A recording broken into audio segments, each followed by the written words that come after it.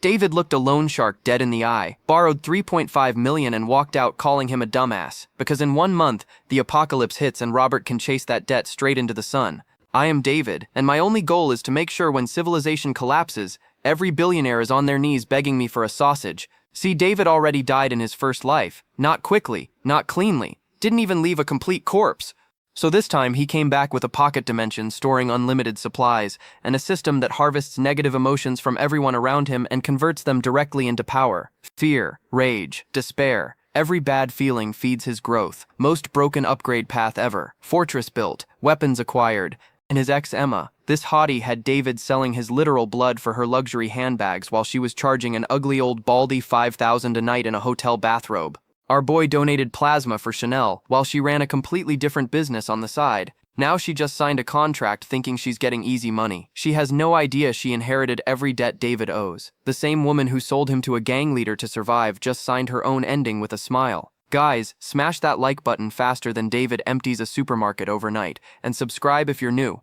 I need your support, like David needs negative emotions. And trust me, there's an unlimited supply coming. Now let's get into it. March 2nd, 2030. Gotham City. Somewhere above the busy streets, our boy David is about to take out the worst loan of his life. The lender is Robert, ocean gang boss, underground banker, the kind of man who smokes slowly just to make you wait. And every second of that cigarette is interest. He asks David if he really understands what borrowing this kind of money means. David is clearly terrified, but still asks for 5 million, promising to pay whatever interest it takes.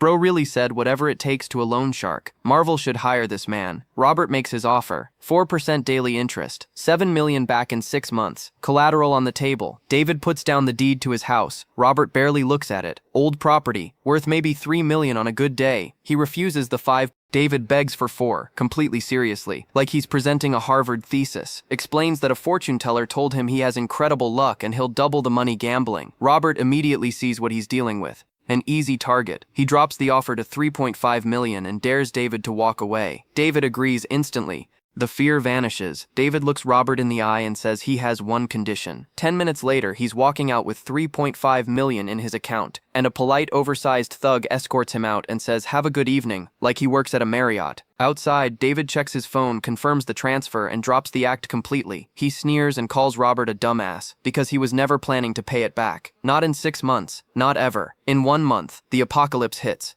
A solar flare burns the planet. Temperatures rise past 50°C, civilization collapses, and mutated beasts take over. David already lived through it once. This time he has 3.5 million and a head start. Robert can chase his debt to the end of the world. Literally. Robert leans back holding up the signed contract like a trophy. In his mind, he won.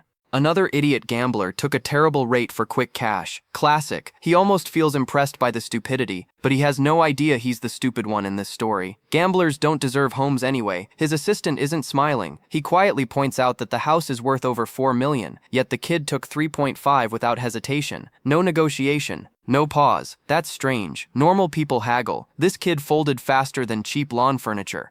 Robert waves it off with a smirk. Gambling addicts would sell their families for chips. A house means nothing to people like that. He tells his assistant to contact the casino and make sure they bleed the kid dry before repayment ever becomes an option. The assistant nods and moves fast. Meanwhile, David walks down the street under the setting sun, scrolling through his phone, genuinely amused. Good people really do exist. He called loan sharks good people. This man's moral compass is cooked. Some loan shark just handed him money that easily. And Robert wasn't the only one. David hit every loan shark in Gotham today. Same act, same blue hoodie, same terrified stammer, one by one.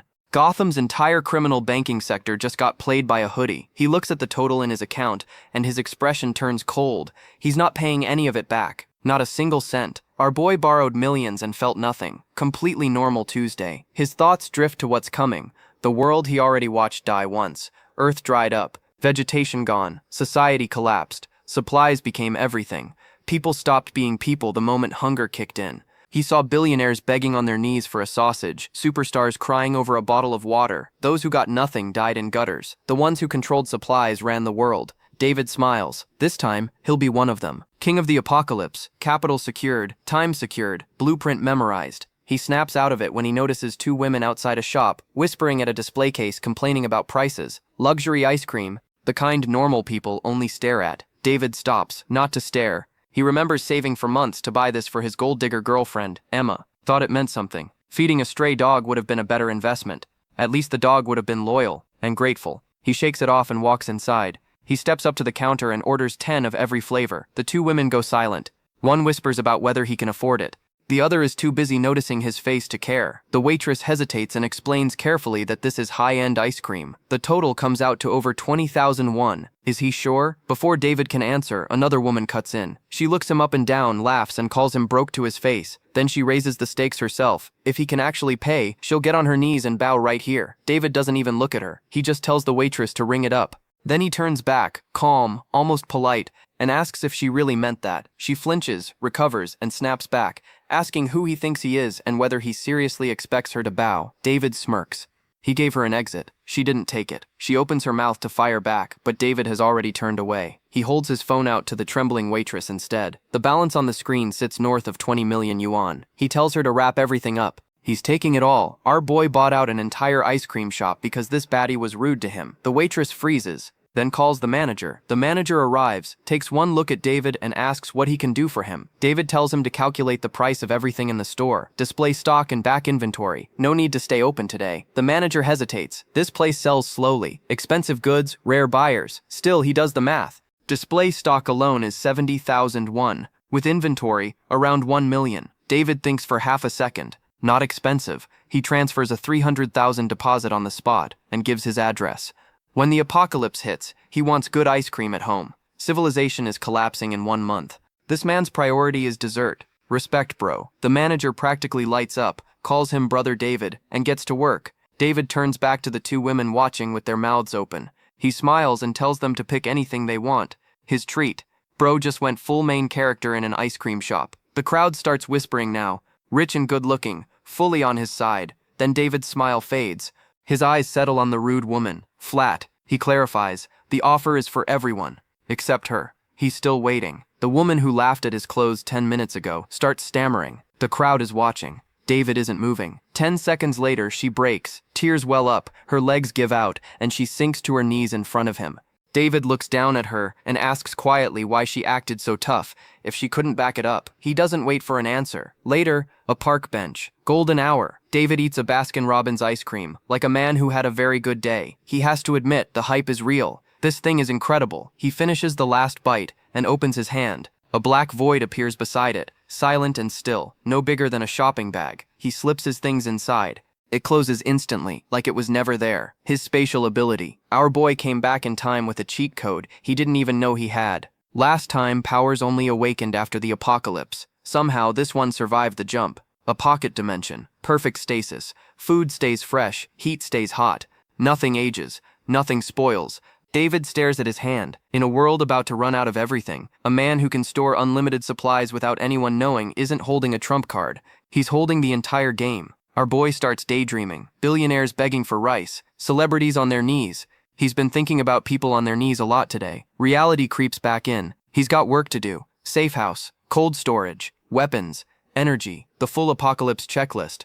Just thinking about it makes him sigh. Then his phone rings. Emma. Saved as Little Fairy. Bro saved his ex as Little Fairy. He is not okay, and never was. He hasn't even started his new life, and the bad luck is already calling him directly. Seeing that name drags him straight back into the worst memories he owns. After his parents died, she appeared right on schedule. Warm smile, soft voice, perfect timing. Looked like a lifeline in his darkest moment. Turned out she was just a very pretty invoice. The demands came fast. Luxury condo downtown paid in full. Her name on the deed. Bride price of 880,000 won. And since that apparently wasn't enough, she had the nerve to look at his ancestral home, the house his family bled for. She called it inconvenient, suggested he sell it with a straight face. And David actually did it. Our boy cooked himself. In his past life, she talked him into selling that home just to feed her greed. He handed over everything and got absolutely nothing in return. Then the apocalypse hit. Resources dried up overnight. And the little fairy made one final transaction. She sold David to a gang leader. Not for money, not for a condo, for her own survival. Offered him up as raw material like he was spare parts. Our boy remembers every detail, which is exactly why this time he's not picking up. David gave her everything, every last thing he had, and she sold him like livestock. He remembers exactly how he died too. Not quickly, not cleanly. He didn't even leave a complete corpse. That memory alone would break most people. Instead, a terrifying grin spreads across his face. She actually called him first. As far as David is concerned, she just walked into her own ending and knocked politely on the door. He answers on the second ring. Babe, why are you calling? Is something wrong? On the other end, Emma is standing in a hotel bathrobe, already deep into her performance. She lost a gold necklace while hanging out with friends. David hides his smile so deep it doesn't even reach his eyes. He says, don't worry about it, I'll buy you a new one. Actually, I'll buy 10. You can rotate them. Dead silence on her end. This is not the David she remembers. That man could barely afford bus fare. This one is casually offering jewelry in bulk. Emma gets suspicious fast. He gets ahead of it faster and informs them that he made a huge profit in cryptocurrency. She asks if it was a scam. He laughs it off and tells her the next round is where the real money is, and he's planning something massive. David's out here playing 4D chess while Emma's still trying to figure out if this is checkers. Then he sets the hook and informs her about the big investment and large loan, and for that he needs a witness to sign off. It will be a simple job, and he'll give her 5% of the total loan amount just for showing up and signing her name. 5% for just a signature. The math is mathing so good it sounds illegal. Back at Emma's place, she walks out of the bathroom in a towel. There's an ugly old baldy on the bed already complaining about how long she took. She floats over immediately, wraps her arms around him, calls him honey, asks him sweetly to wait just a little longer. In her head, she's doing math. This old man, 5,000 for the whole night. And on the other hand, our boy is offering 50,000 for 10 minutes of paperwork. And David is a coward, always has been. He would never dare scam her. So 0 risk, maximum return. The call ends. David stares at his phone with his red, sleep-deprived eyes and whispers he will be waiting for her. Later, our boy is standing outside a massive residential building with a contractor beside him and absolutely unhinged construction ambitions. He looks at the building the way a general looks at a future military base. 1 month, that's the deadline, non-negotiable. The demands come out rapid fire, bulletproof glass on every window with hidden security mesh underneath. Exterior walls thickened to 3 full meters of reinforced concrete, the kind that laughs at a magnitude 8 earthquake. The contractor is nodding and probably questioning every life choice that led him to this meeting. David isn't building a home, he's building a fortress, and he's just getting started on the list. The contractor's fingers are trembling over his keyboard trying to keep up. David isn't slowing down. Self-sustaining ecosystem, 72-hour oxygen supply, water recycling, blast-proof doors with biometric locks and mechanical backup because one security system is for people who plan to lose, solar panels across the entire roof, backup generator, military-grade air filtration. He pauses, then summarizes helpfully. 1 month, combat-ready bunker, go. The contractor looks up from his notes with the expression of a man who genuinely cannot tell if he's talking to a genius or someone who has watched too many sci-fi movies alone at 3 a.m. He's leaning heavily toward the second one. David catches the look immediately. He mentions the contractor's resume, defense work for billionaires, serious clients, serious builds. He doesn't say it like a compliment, he says it like a reminder. The contractor stammers something about unique requirements and massive budgets, which is contractor speak for this is going to cost you everything you own. David pulls out his phone before the man can finish calculating. 1,000,001, already transferred. He holds the screen up casually like he just paid for groceries. He mentions it's just a deposit now and names your price for the rest. The contractor's hand shoots out for a handshake so fast he nearly pulls a muscle. He's talking about premium materials, impregnable construction, uncompromising quality, the full speech of a man who has absolutely already decided where he's going to hide the budget cuts. Both men shake hands with big smiles. Both men are planning to rob each other completely. David already knows the final payment will never arrive because the apocalypse will get here first. The contractor already knows the final bill is going to be spectacular because rich eccentrics never check receipts. With the fortress sorted, David runs through his survival checklist. Food, medicine, daily essentials. Then his expression goes cold when he hits the real problem. Not supplies, not infrastructure, people. Specifically, what people become the moment society stops pretending to be civilized. He's seen it, he lived through it once already, and it killed him. Melee weapons won't cut it. He needs firearms, and getting firearms quietly is the kind of errand that doesn't show up on any approved shopping list. He pulls out his phone mid-stride, messages a black market contact, keeps it clean and direct looking for a source, discreet channels. How do we proceed? The reply comes immediately. Specific address, 8 p.m. tonight. Don't be late. Our boy shows up on time. What he finds is suspicious immediately. An illegal arms deal set in the middle of a packed, busy residential neighborhood. Crowded streets, Old buildings, normal people everywhere. Either this contact is brilliantly subtle or dangerously stupid, and David hasn't decided which yet. Then the sound of frantic footsteps shatters the evening quiet. A young woman comes flying around the corner at full sprint, face twisted in pure terror, 3 thugs right behind her screaming insults, loud enough for the whole street to hear. She's desperate. She's out of options. She's also running in a completely straight line directly at David. She collides into him and grabs his arm with both hands before he can react. The 3 thugs catch up and form a loose circle around both of them. The leader is already talking. Does she have a death wish? The standard opening statement of men who think public intimidation is a personality. The woman is trembling. Her grip on David's arm tightens. She whispers, "Please, save me." David looks at the thugs. 3 of them. Crowded neighborhood. Supposed to be keeping a low profile tonight. His expression doesn't change even slightly. David looks at her face and stops dead. He knows her. What in the world is she doing here? In this alley, in this situation, on this specific night? The standoff doesn't wait for David to think. One thug points at him, telling him to walk away. Another is holding a girl. Then the leader grabs her hair and yanks her head back until she cries out. David's face goes blank. He recognizes her. Jennifer, school genius, top student, untouchable goddess type. And now she's stuck in a dark alley with 3 trash-tier criminals. The leader demands money. Pay and leave. Simple. Then the Mohawk guy laughs and suggests other ways to pay. He even licks his lips. David steps forward. The mood shifts instantly. This isn't someone trying to help. This is someone who already decided the outcome. He says it once. Let her go. Everyone stares at him. One thug answers with a punch instead. Big swing. Bad idea.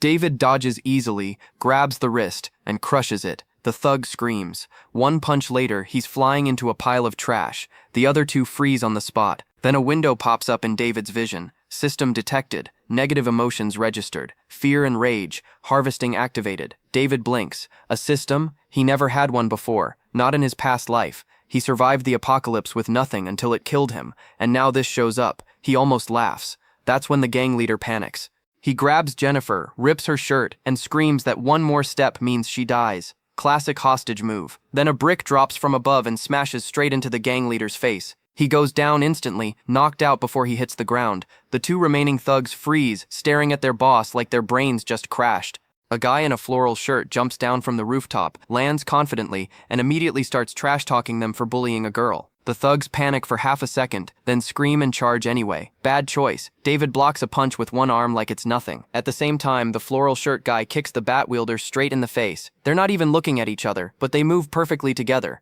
David dodges the next swing and sends the bald thug flying with 1 punch. Both fights end instantly. The floral shirt guy steps on his opponent's chest just to be sure. 4 thugs down. David looks at them and says 2 words. Get out. They run immediately. The system pops up, confirming fear and despair harvested. Bonus rewards spatial storage upgraded. David watches them flee and smirks. Free loot for beating idiots. Not bad. He turns to Jennifer and offers her a hand, saying she actually helped him tonight. She's flustered, clutching her torn shirt, thanks him quickly, then rushes off before things get awkward. The stranger grins and immediately reviews the fight like a movie critic. The hero saves the girl. Very cinematic. Well executed. Then he introduces himself. His name is Harry, arms dealer. David looks at him and says he's the buyer Harry was supposed to meet tonight. Harry pauses. Process that. Then completely loses his mind. He suddenly drops into a dramatic martial arts stance and loudly shouts some secret code about a heavenly king and an earth tiger in the middle of a quiet neighborhood. David just stares at him and calls him an idiot. The system activates instantly. Dumbfounded and awkward emotions successfully harvested from target. Harry. David bursts out laughing, tells him it was a joke, and slings an arm around his shoulders before Harry can recover. He walks him away from the alley like they're old friends. They end up at a quiet, hidden house, the kind that doesn't exist on official maps. Inside, Harry opens a box, a Russian-made handgun, built like it's meant to survive the end of the world. David approves. Harry explains the ammo situation. Scarce, hard to find. He rattles off specs with clear enthusiasm and throws in a friendship price. David checks the weight, turns the gun over, gets a feel for it. Harry watches closely, smiling but calculating. David notices, doesn't react. Then David asks for extras. A suppressor, free. A warranty, also free. And extra ammo if possible. Harry immediately explodes. He stares at David like he just asked for a gift receipt. His voice shoots up as he reminds him, this is already a friendship price and anyone else would pay double. Then he points at David and yells that this is not an appliance store, and if David wants freebies that badly, he might as well rob him. The system chimes, shock harvested, heartache harvested, speechlessness harvested, all from one Harry currently vibrating with frustration across the table. David smiles, drops every extra request without shame, and transfers the original price immediately. No more negotiation. Harry just stands there, breathing hard, unsure if he won or got played. David walks out satisfied. Fortress secured, supplies handled, weapon acquired, one item left on the list, scene shift. A luxury hotel glowing against the night skyline. Money made visible. Up in the penthouse, Emma stands by the floor-to-ceiling window in a red evening gown, looking at the city like it already belongs to her. David comes up behind her and wraps his arms around her waist. She complains about his grip being too tight, then cuts straight to business. Is this loan plan really safe? Any chance she gets burned? David reassures her smoothly. Her signature is just a formality. He would never scam her. Not in a million years. Emma is already smirking inside. She remembers David, who sold his own blood to buy her a handbag. That weak, obedient man. A coward. Someone who would never cross her. Free money for a signature. Easiest 50,000 of her life. She agrees. Cut to the loan shark's office. The atmosphere screams bad decisions. Robert sits across from Emma, praising her decisiveness as she signs. He watches patiently, because what Emma thinks she's signing and what she's actually signing are very different things. She thinks she's a guarantor, just a name. The contract says otherwise. The moment the pen lifts, every debt transfers directly to her. Robert lights a cigar, already imagining collection day. When she can't pay, and she won't, there are other options. His gaze drops the temperature in the room. Across the office, David leans back on the sofa, watching calmly, like a man rereading the ending of a book he already knows. Emma's greed was the key. Her signature just became a deed of sale. The Safehouse funds are secured. The woman who sold him out to survive just signed herself into a debt she can never escape. David doesn't need to smile. The math already did the job. Outside the fortress, the contractor finishes the tour with obvious pride. Military-grade reinforcement, heat insulation, full blast proofing. He leans in and confidently claims the place could survive a nuclear blast. David nods and transfers the final payment without hesitation. The contractor accepts it with a grin wide enough to expose every corner he cut. He starts talking about future projects, bigger budgets, long-term work. David smiles politely. The contractor has no idea that soon the money in his hands will be worth less than scrap paper. That's not David's problem. David enters his fortress. The list is complete. He sits alone with a tablet, waiting for something he already knows is coming. Then the alert hits. Unprecedented solar flare activity. Global. Extreme. Every channel lights up in red. The anchor delivers the news calmly. Extreme heat waves. Record-breaking temperatures. Citizens are advised to stay indoors and stay hydrated. David listens while calmly cleaning his handgun. The room is filled with red light from outside. His face doesn't change. He already lived through this once. This isn't news. It's confirmation. The time has finally come, he says quietly. He walks to the window. The sky is burning. A massive solar flare dominates the horizon, turning the city into something caught inside a furnace. The light isn't warm. It's hostile. The apocalypse has begun. The news anchor keeps talking. 45 degrees Celsius worldwide. Stay indoors. Avoid the sun. Like this is a bad heat wave, and not the start of the apocalypse. David is already sweating. He knows better. This is just the opening act. Outside, the city learns the hard way. A woman on her balcony dumps water on her burning face and asks the sky how long this will last. The sky does not respond. Down on the street, a chubby shop owner in a floral shirt sees opportunity. His name is John. He's got a megaphone and zero fear. He loudly announces that temperatures will keep rising, supplies will run out, and anyone who wants his remaining stock should hurry before rationing starts. He wipes sweat from his face, completely calm. A city melting is, in his opinion, excellent for business. A group of women asks if he can lower the price of watermelon. John leans in, staring at one of them like the fruit isn't the product anymore. He offers a discount for buying 2 melons, throws in free tissues, and casually invites them to enjoy his air conditioning at his place. They refuse instantly and start walking away. John leans closer anyway. Prices might not exist tomorrow, he warns. This is basically charity. 2 men ask for a small discount on water. John snaps. He points at them and yells about tight margins, no bargaining, and how they should be grateful water exists at all. John drags boxes through his shop, mentally counting profits, perfectly satisfied. He doesn't notice the man standing in the shade nearby. David watches him quietly, focused, because he remembers this man, very clearly, and right on cue, the memory comes back in full detail.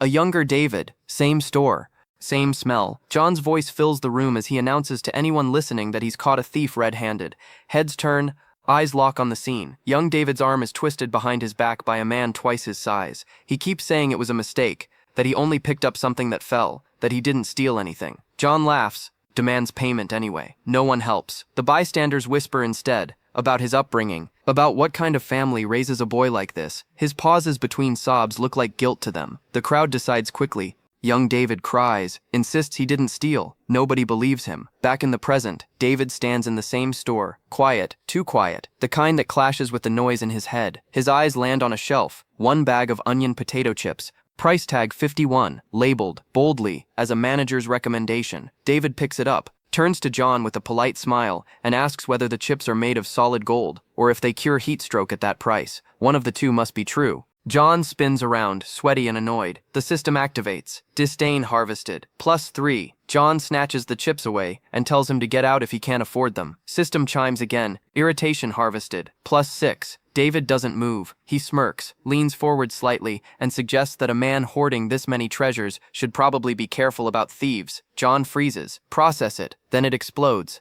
He points at David, demands to know who he thinks he is, asks if the heat has finally fried his brain, and whether he has any idea who he's talking to. David lets him finish, then calmly asks if John has been sleeping well. Night sweats, weak knees, anything like that. John's anger dies mid-sentence. He admits it without realizing he's admitting it. The rage drains away, replaced by anxiety. He starts wondering if the feng shui in his warehouse is wrong. If the stockpile arrangement is draining his energy, if that explains everything. David nods seriously. Then he reaches out and takes John's face in his hand. David looks at John for a moment, the kind of look a doctor gives when the results are already bad, and explaining them is just a formality. Then he says John's yin-tang is dark. Not metaphorically, actually dark, a bad omen, the type that usually means problems are already on the way. John's eyes widen immediately. Before he can react properly, David slaps him across the face hard enough to send him turning in place with unfocused eyes. David watches him spin, rubs his chin, and calmly gives the conclusion. Deficiency. Clear and obvious. No need to look deeper. John's vision finally refocuses and his face turns red almost instantly. He starts screaming that David's entire family is deficient and throws a kick with all the anger he has. The kick doesn't land. While John is still shaking with rage, David reaches over, pulls a lollipop from the display rack, unwraps it, and puts it in his mouth. He tells John to watch his health. This much anger isn't good for the body, especially for someone his age. David leaves a single coin on the counter and turns to go. As he walks away, he casually adds that if Dafu keeps living like this, he might not reach old age. The coin hits the floor with a light sound. John stays where he is, trembling. The system responds immediately. Anger harvested. +20. All from one shopkeeper. Hours later, it's dark outside. David stands in front of the supermarket doors, looking at his reflection in the glass. He thinks about his past life. All the anger he swallowed, all the humiliation he accepted because he had no way to respond. People mistook his silence for weakness. That won't happen again. This time, he's taking everything back, with interest. A small smile crosses David's face as he checks the system. The emotions taken from John are sitting right at the threshold, just enough for another spatial expansion. He doesn't hesitate. One hand goes up. A black void opens in his palm, slowly swirling. He feeds the harvested emotions into it, and watches the spatial storage expand by another 200 cubic meters. Exactly 200. The void closes and he flexes his fingers once, satisfied. Morning comes quietly, birds chirping, sunlight coming in, a very peaceful start to what is going to be a terrible day for one specific person. John shuffles toward his store, still dealing with the mental damage from yesterday, and stops in front of the glass doors. Something feels wrong. He pushes inside, and freezes, standing in the middle of the supermarket like he just entered the wrong world. The shelves stretch out in every direction. Every single one of them is empty, completely empty. Not a single item left behind. Bare metal racks, clean and hollow, like the store was erased overnight. Every overpriced watermelon, every premium potato chip, every bottle of water he planned to squeeze maximum profit out of during the apocalypse. All gone. John grabs his head with both hands and screams at the ceiling, demanding to know who robbed him. The sound echoes through the empty store and comes back with no answer. Meanwhile, in his safe house, David watches the entire breakdown through a live feed on his phone. The system chimes again. Negative emotions collected, 66, and rising. David takes a slow sip of his cold soda.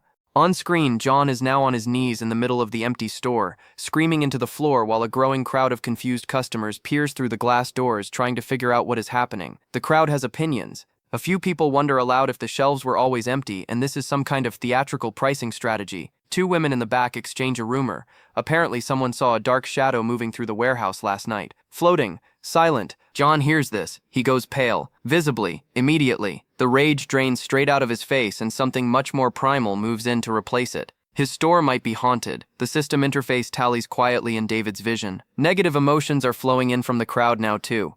A steady, reliable stream, ambient misery, consistent output. David reaches into the bag sitting next to him on the sofa. Onion potato chips. Manager's recommendation. He pops one in his mouth and watches John have a complete spiritual crisis on a live video feed, with the calm satisfaction of a man whose revenge came in exactly on budget. David finishes a chip thoughtfully. His eyes go red. The breakdown outside is good. But good isn't enough. He decides to walk into the store personally and turn the volume up. He strolls past John with the bag held slightly elevated, crunching loudly, letting the smell do the work. He doesn't say anything. He doesn't need to. The chips announce themselves. John's eyes lock onto the bag, the packaging, the brand, the specific variety. It matches. It matches exactly. His missing stock, currently being casually eaten by the man he argued with yesterday, right in front of his empty shelves and his watching crowd. The shock lasts about 2 seconds before it becomes pure rage. David holds the bag up helpfully and asks, for the second time in 2 days, whether these chips are made of gold to justify the pricing. He adds, almost as an afterthought, that hoarding treasures does tend to attract thieves. John slaps the bag out of his hand, then grabs his wrist. He demands to know where David got those chips. His voice has the specific pitch of a man who has already decided on the answer and just wants a confession to complete the picture. David blinks, slowly, with the practiced confusion of someone who has never heard anything so surprising in his life. He asks, very calmly, if John has any evidence whatsoever to support what he is currently implying. He lets the question sit in the air. Then he smirks and points out, for the crowd's benefit, that making accusations without proof tends to have consequences, legal ones. He gestures at the spotless empty shelves and compliments how clean the store looks. Then he holds out the remaining chips to John as a courtesy offering. John is vibrating. He grabs David by the shirt and shakes him. This man complained about prices yesterday. That's the motive. That's the thief right there. The system registers anger spikes. Significant. David turns to the crowd. He genuinely asks them whether they believe this particular brand of onion chips is exclusively sold at this one supermarket, because he purchased these elsewhere and apparently that's a crime now. The crowd immediately agrees that chips are widely available. Several people nod. One person mentions 3 other stores within walking distance. The consensus forms fast. John sweats. This is not the David he remembers. That man wilted under eye contact. This one is running a press conference in the middle of his empty store. David lets him sweat for exactly the right amount of time. Then he makes a proposal. Simple bet. They go to David's residence right now.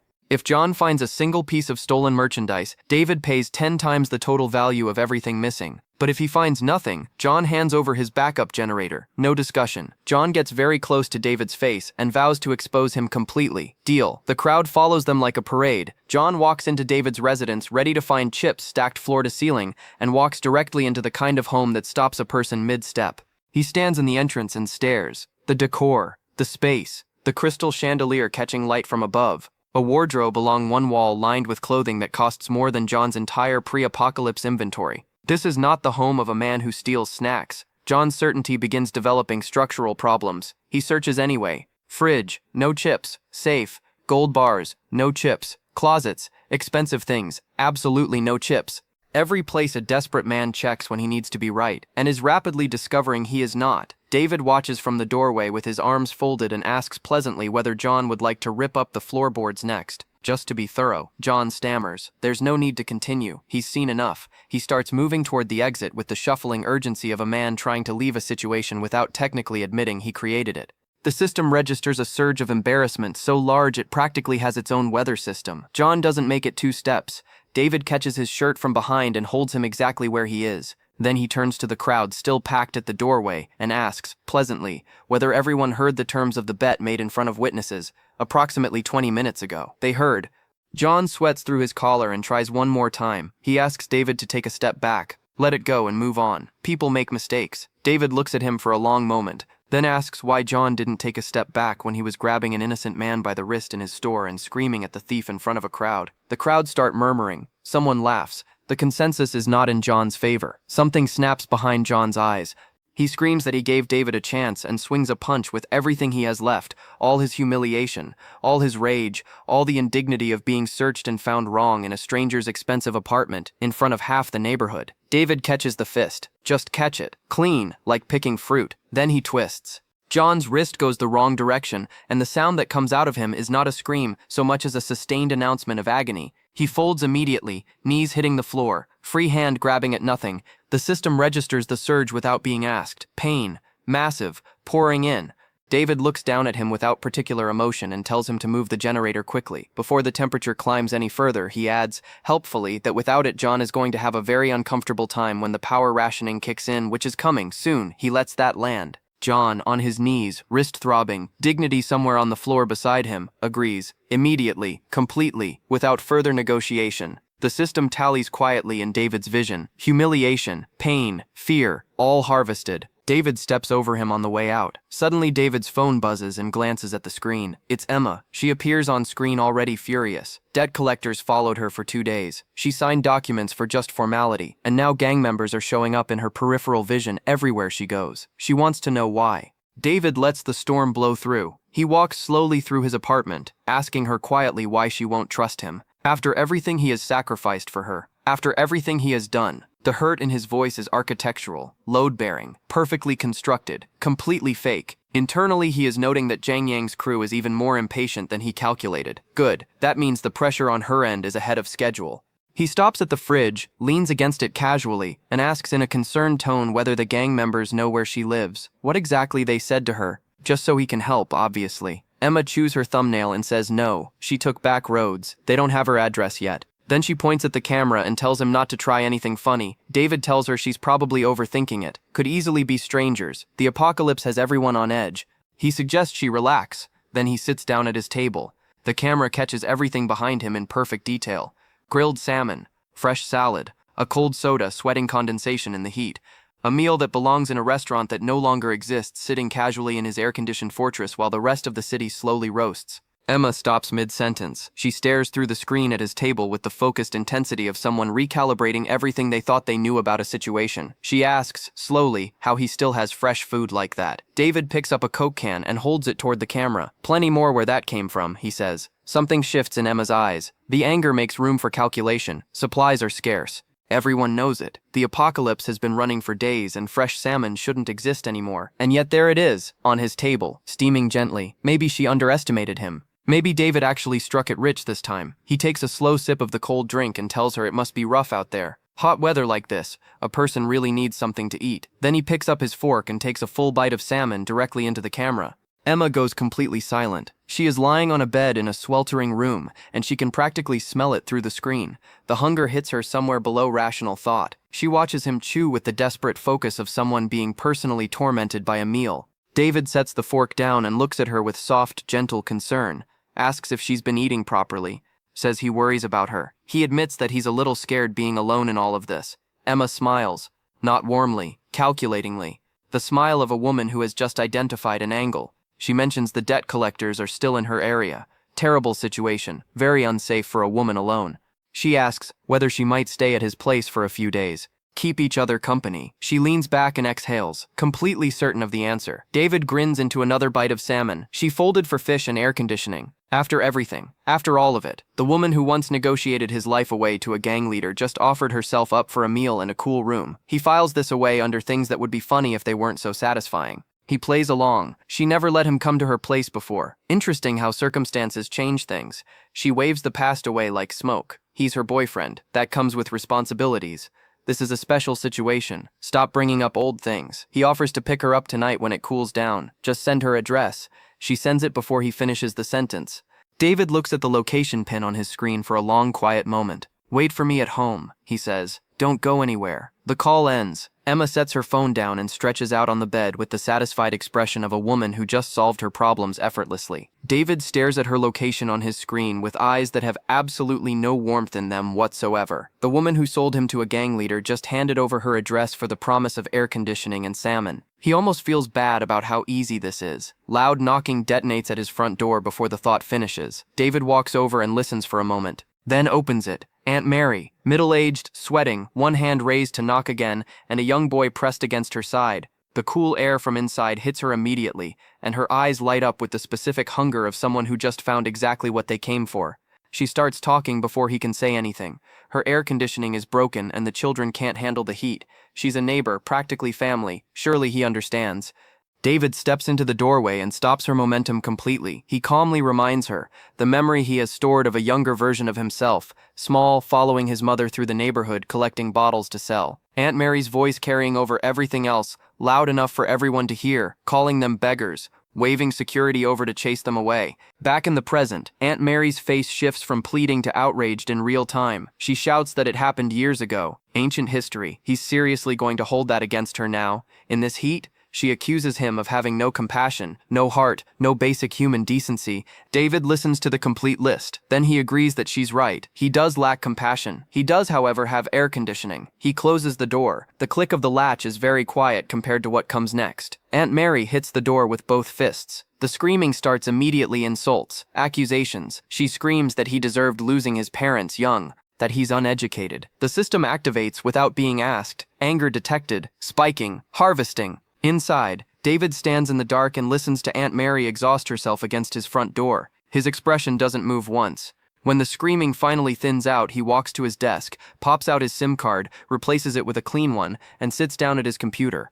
Anonymity first. He pulls up a contact. Robert Gang. He keeps it brief.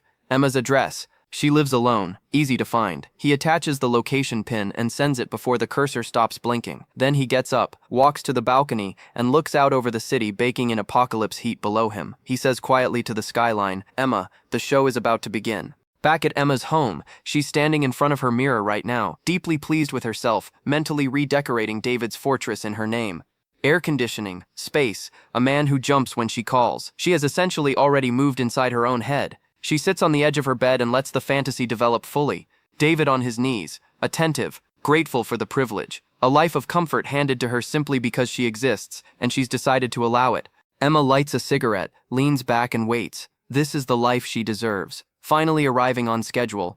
Then someone knocks at the door. She's off the bed immediately, fixes her expression into something between bored and gracious. She then pulls it open. Her smile dies instantly.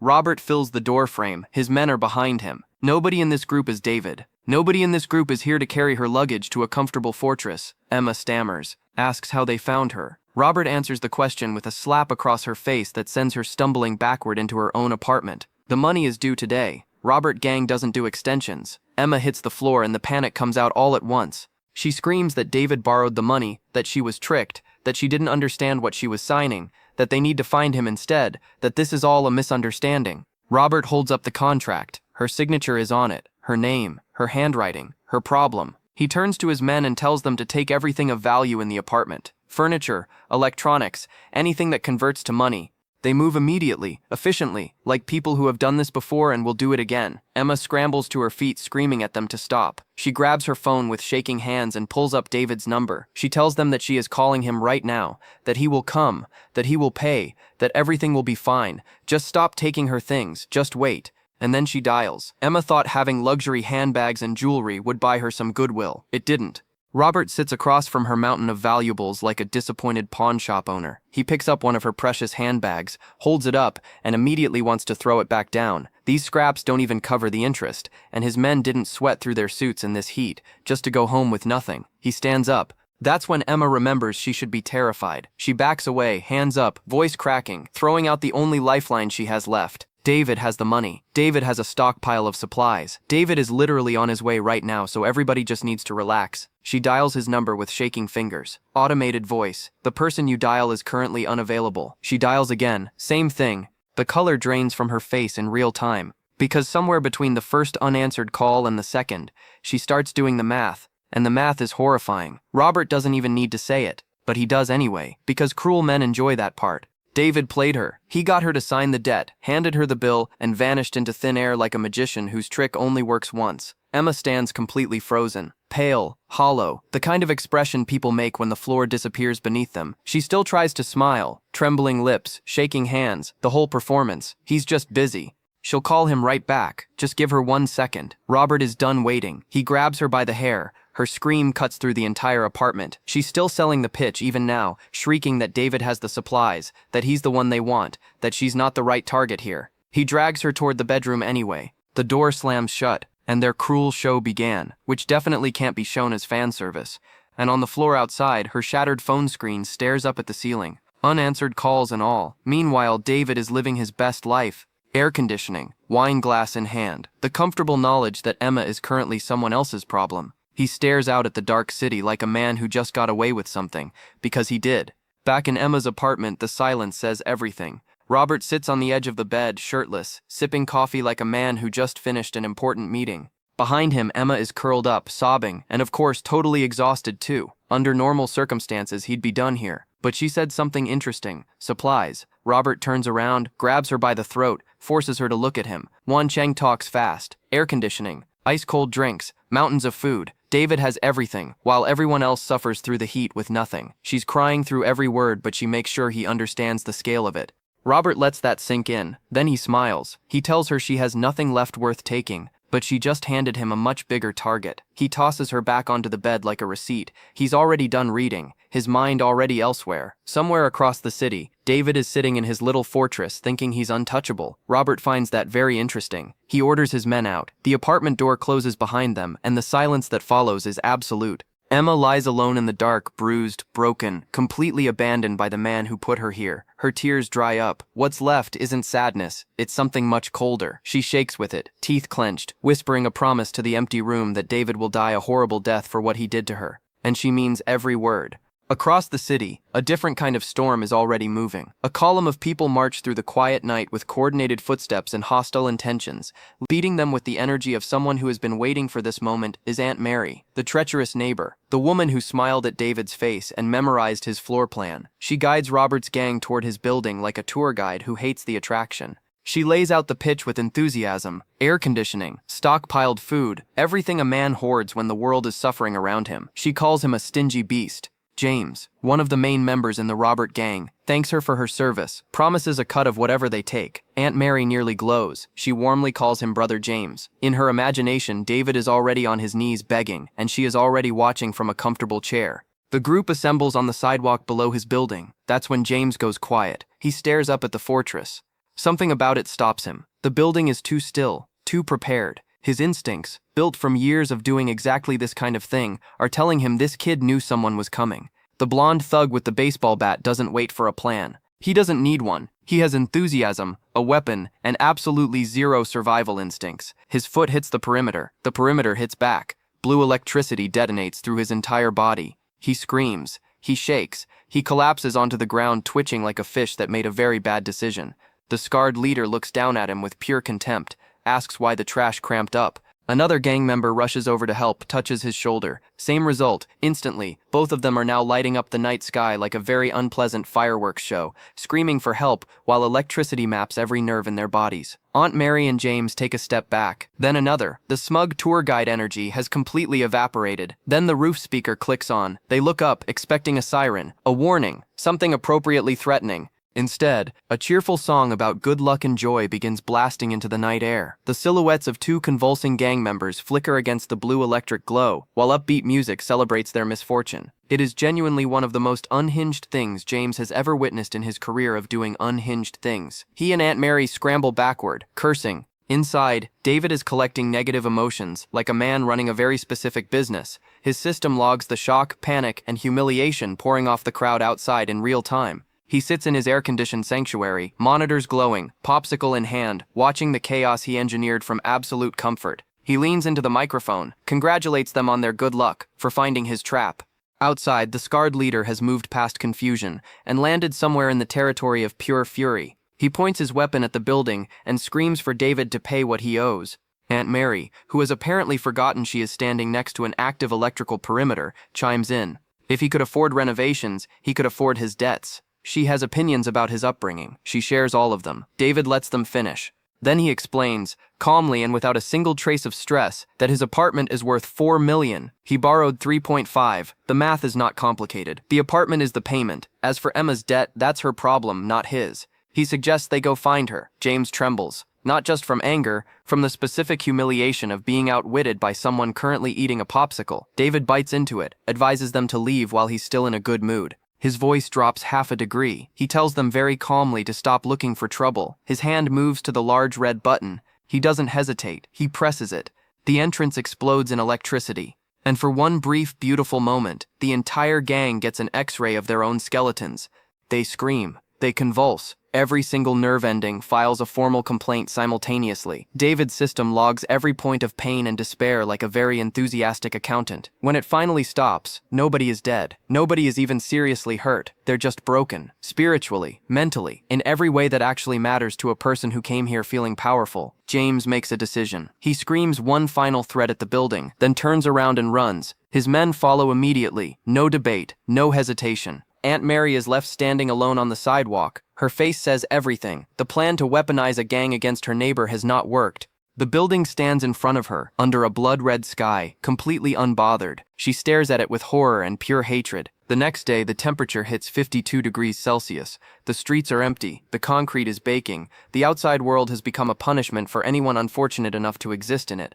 The news runs a red warning alert about heat stroke deaths and advises everyone to stay indoors, which is the most unnecessary advice ever given because no living creature with functioning instincts is outside right now. Inside David's fortress, it is a different planet entirely. He is on his sofa. The air conditioning is running. There is fresh fruit. David looks like a person on vacation, while the rest of the city looks like it's being slowly cooked. His phone buzzes. Then again, then many more times in rapid succession. David checks the homeowner group chat.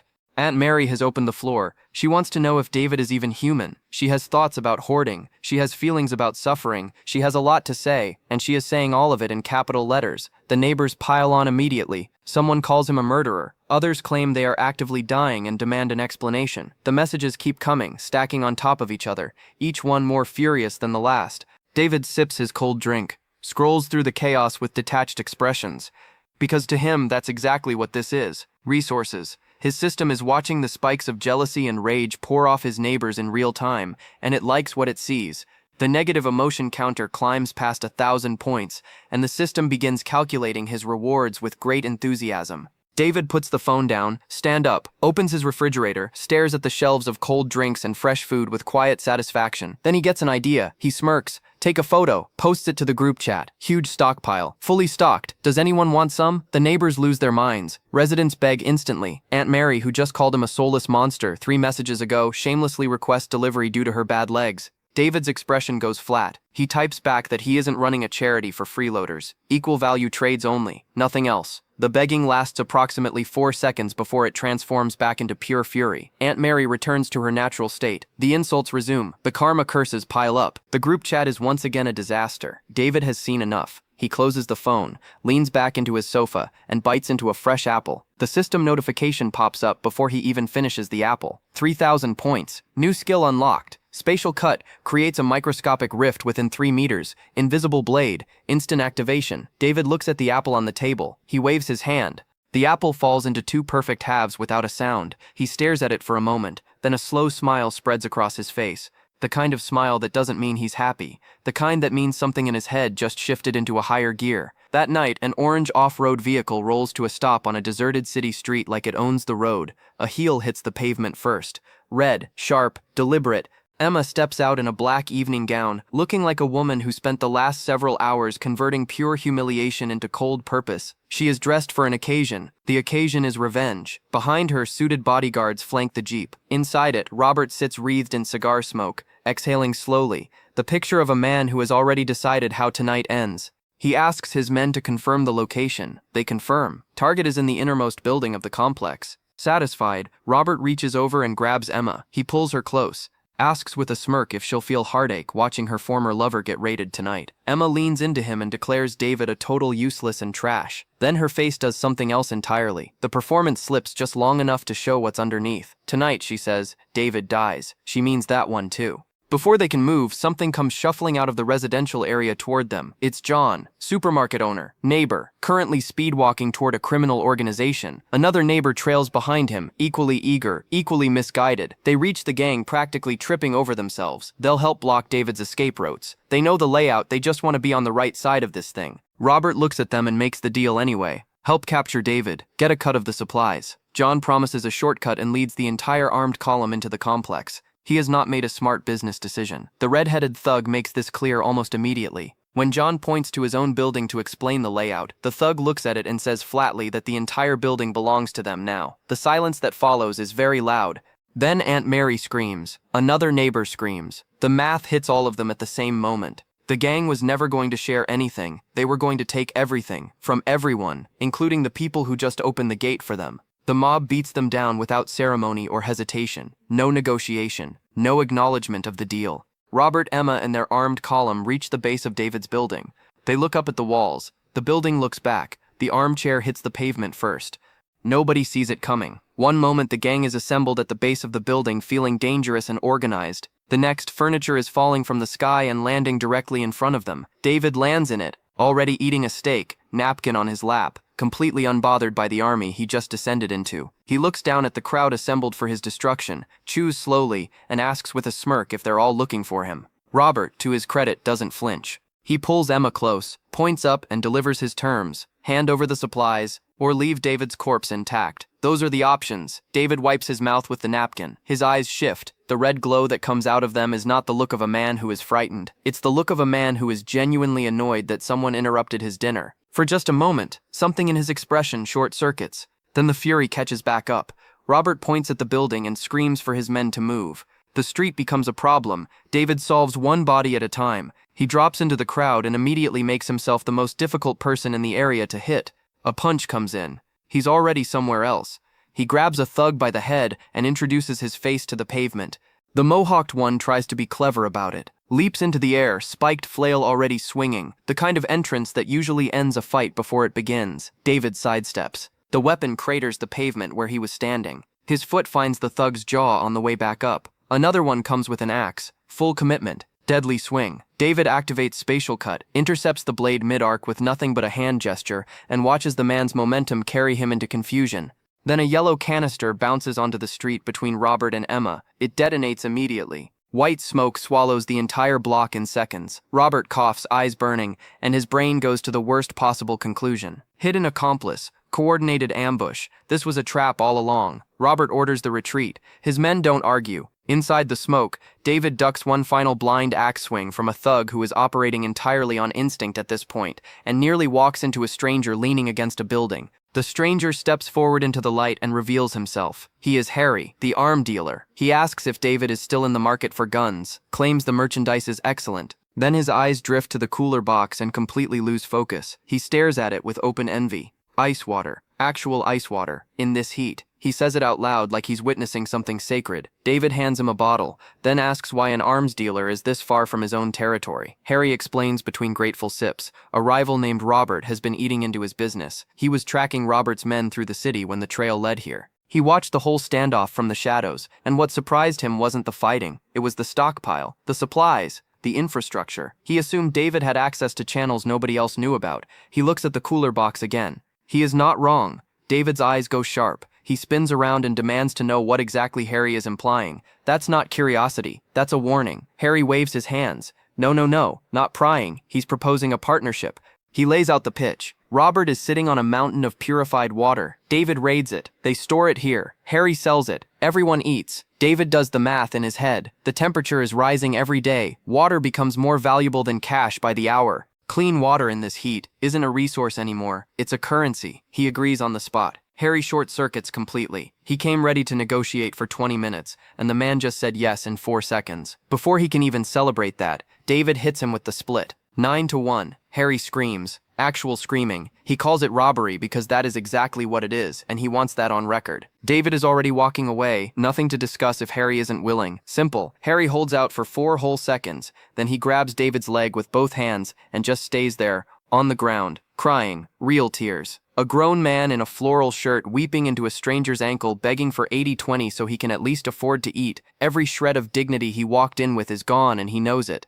Somewhere between the second and third sob he figures it out. This man has something nobody can see. Normal negotiation does not work on him. The tears are not going to work either. David looks down, agrees to 80-20, then adds a condition because of course he does. The first pick of everything goes to him. Harry sells the leftovers. Already decided. Not a discussion. Harry sighs like a man whose soul just left his body and agrees. They scope out Robert's stronghold from above. The place is massive. Armed guards running shotgun patrols on every entrance. The front section pretends to be a trading post. The rest of it doesn't pretend to be anything good. Harry points to the hot girls. These hotties are here to entertain and do naughty stuff with higher officials. Then he points to one specific woman in a red dress looking extremely hot. This is Emma, our boy's ex. The woman who showed up tonight to watch David die is now a prisoner in the place she came from. Somewhere the universe is very pleased with itself. Harry finds the rear water storage on the layout but can't pinpoint the exact tank. David has heard enough. He'll go in alone. Harry creates the diversion on his signal. Done. Harry asks how one man moves a water stockpile by himself. David already jumped. On the ground, David moves through the facility in dark clothing like he owns the place, which is the whole strategy. A guard stops him almost immediately. Unknown face. Where's the ID? David pulls out a card without blinking. Boss Lou sent him personally to count the water stock. He delivers this lie with the energy of a man who finds the whole situation slightly boring. The guard looks at the card, look at David, then laughs in his face, shoves a shotgun into his back and calls it a childish trick. That specific word, childish. The system collects that mockery like a coupon. David thinks about what this same skill did to an apple earlier. He puts one hand on the guard's shoulder and swipes the ID card with the other. Spatial energy runs through the plastic and turns the edge into something an ID card has absolutely no business being. One clean swipe across the guard's neck. The guard does not call anything childish again. The guard drops. He doesn't even know what got him. Blood sprays everywhere and the system happily collects all that horror and pain like it's payday. Too bad for our boy. Someone else saw the whole thing. The second guard is already screaming and firing. Muzzle flash lights up the whole yard. He's panicking so hard he can barely aim straight. That doesn't matter though, because David simply isn't where the bullets are going. He weaves through every single shot like they're moving in slow motion, then throws a spatial slash back at the guard. The guard keeps running and shooting like a brave idiot. Then suddenly there's two of him. The system racks up massive fear and despair points. Productive night so far. But then every alarm in the stronghold goes off at once. Guards flood in from everywhere. One of them is carrying a rocket launcher. For one guy, David takes that as a compliment and immediately flattens himself against a concrete wall in the shadows. The whole panicking mob rushes right past him without noticing a thing. Our boy lets out a breath, then a pale hand grabs him from the shadows behind him. He freezes completely, because nobody was supposed to be back here. The hand belongs to Jennifer. She puts a finger to her lips before he can say anything stupid. He stares at her. She looks terrible and exhausted. Seems like she just came back after a long fan service. She whispers that the gang grabbed her and figured he must have gotten caught too, when she spotted him hiding. The boots keep sweeping past outside. David cuts straight to the point. Does she know where the water is? She nods. Her cleaning work gave her the whole layout. She knows every corner of this place. She'll lead him there. For a distraction, Jennifer grabs a metal bucket and hurls it into the courtyard. It clatters. Loudly, beautifully. Every guard in the area spins toward the noise, including, somehow, the guy with the rocket launcher. They rush the empty bucket, shouting that they found someone. They found a bucket. Our boy and Jennifer are already gone. She leads him through narrow back alleys, whispering that this route has 0 surveillance cameras. They dodge through dirty rat-infested passages until they hit a large metal door. David tells her to hide and wait. She does. Alone now, he summons a black vortex in his hand, focuses, let the spatial energy build up until it's ready to do something genuinely unreasonable. Then he punches the wall. The entire brick structure explodes inward. Debris flies everywhere. Our boy walks through the hole he just made like it's a front door. Inside, a patrolling guard hears the explosion and immediately loses his nerve. He stumbles backward, weapon up, sweating, screaming into the dust cloud, demanding to know who's there. David steps through the breach, eyes glowing red. He throws the spatial slash before the guard can even finish the sentence. Clean, precise, instant. The system racks up massive shock, fear, and pain points all at once. Our boy is having a very efficient night. Outside in her hiding spot, Jennifer starts to worry. He's been there a long time, too long. She doesn't know what's happening. She hopes he's okay. She carefully peeks inside to check. Then she wishes she hadn't. The place is completely destroyed, absolutely wrecked. Whatever happened in there while she was waiting outside worrying about him, it was not subtle. She stares at the ruins with pure horror, trying to process what she's looking at. Then a figure walks straight toward her, out of the destruction. She panics, starts screaming, get ready to throw hands. It's just David. He tells her calmly that everything is handled and they should leave now. Then he turns around and starts walking like he just finished grocery shopping. Then he pulls out a gun, points it straight into the air, and fires one single shot. The bullet detonates high above them like a firework. Jennifer nearly jumps out of her skin. David starts laughing.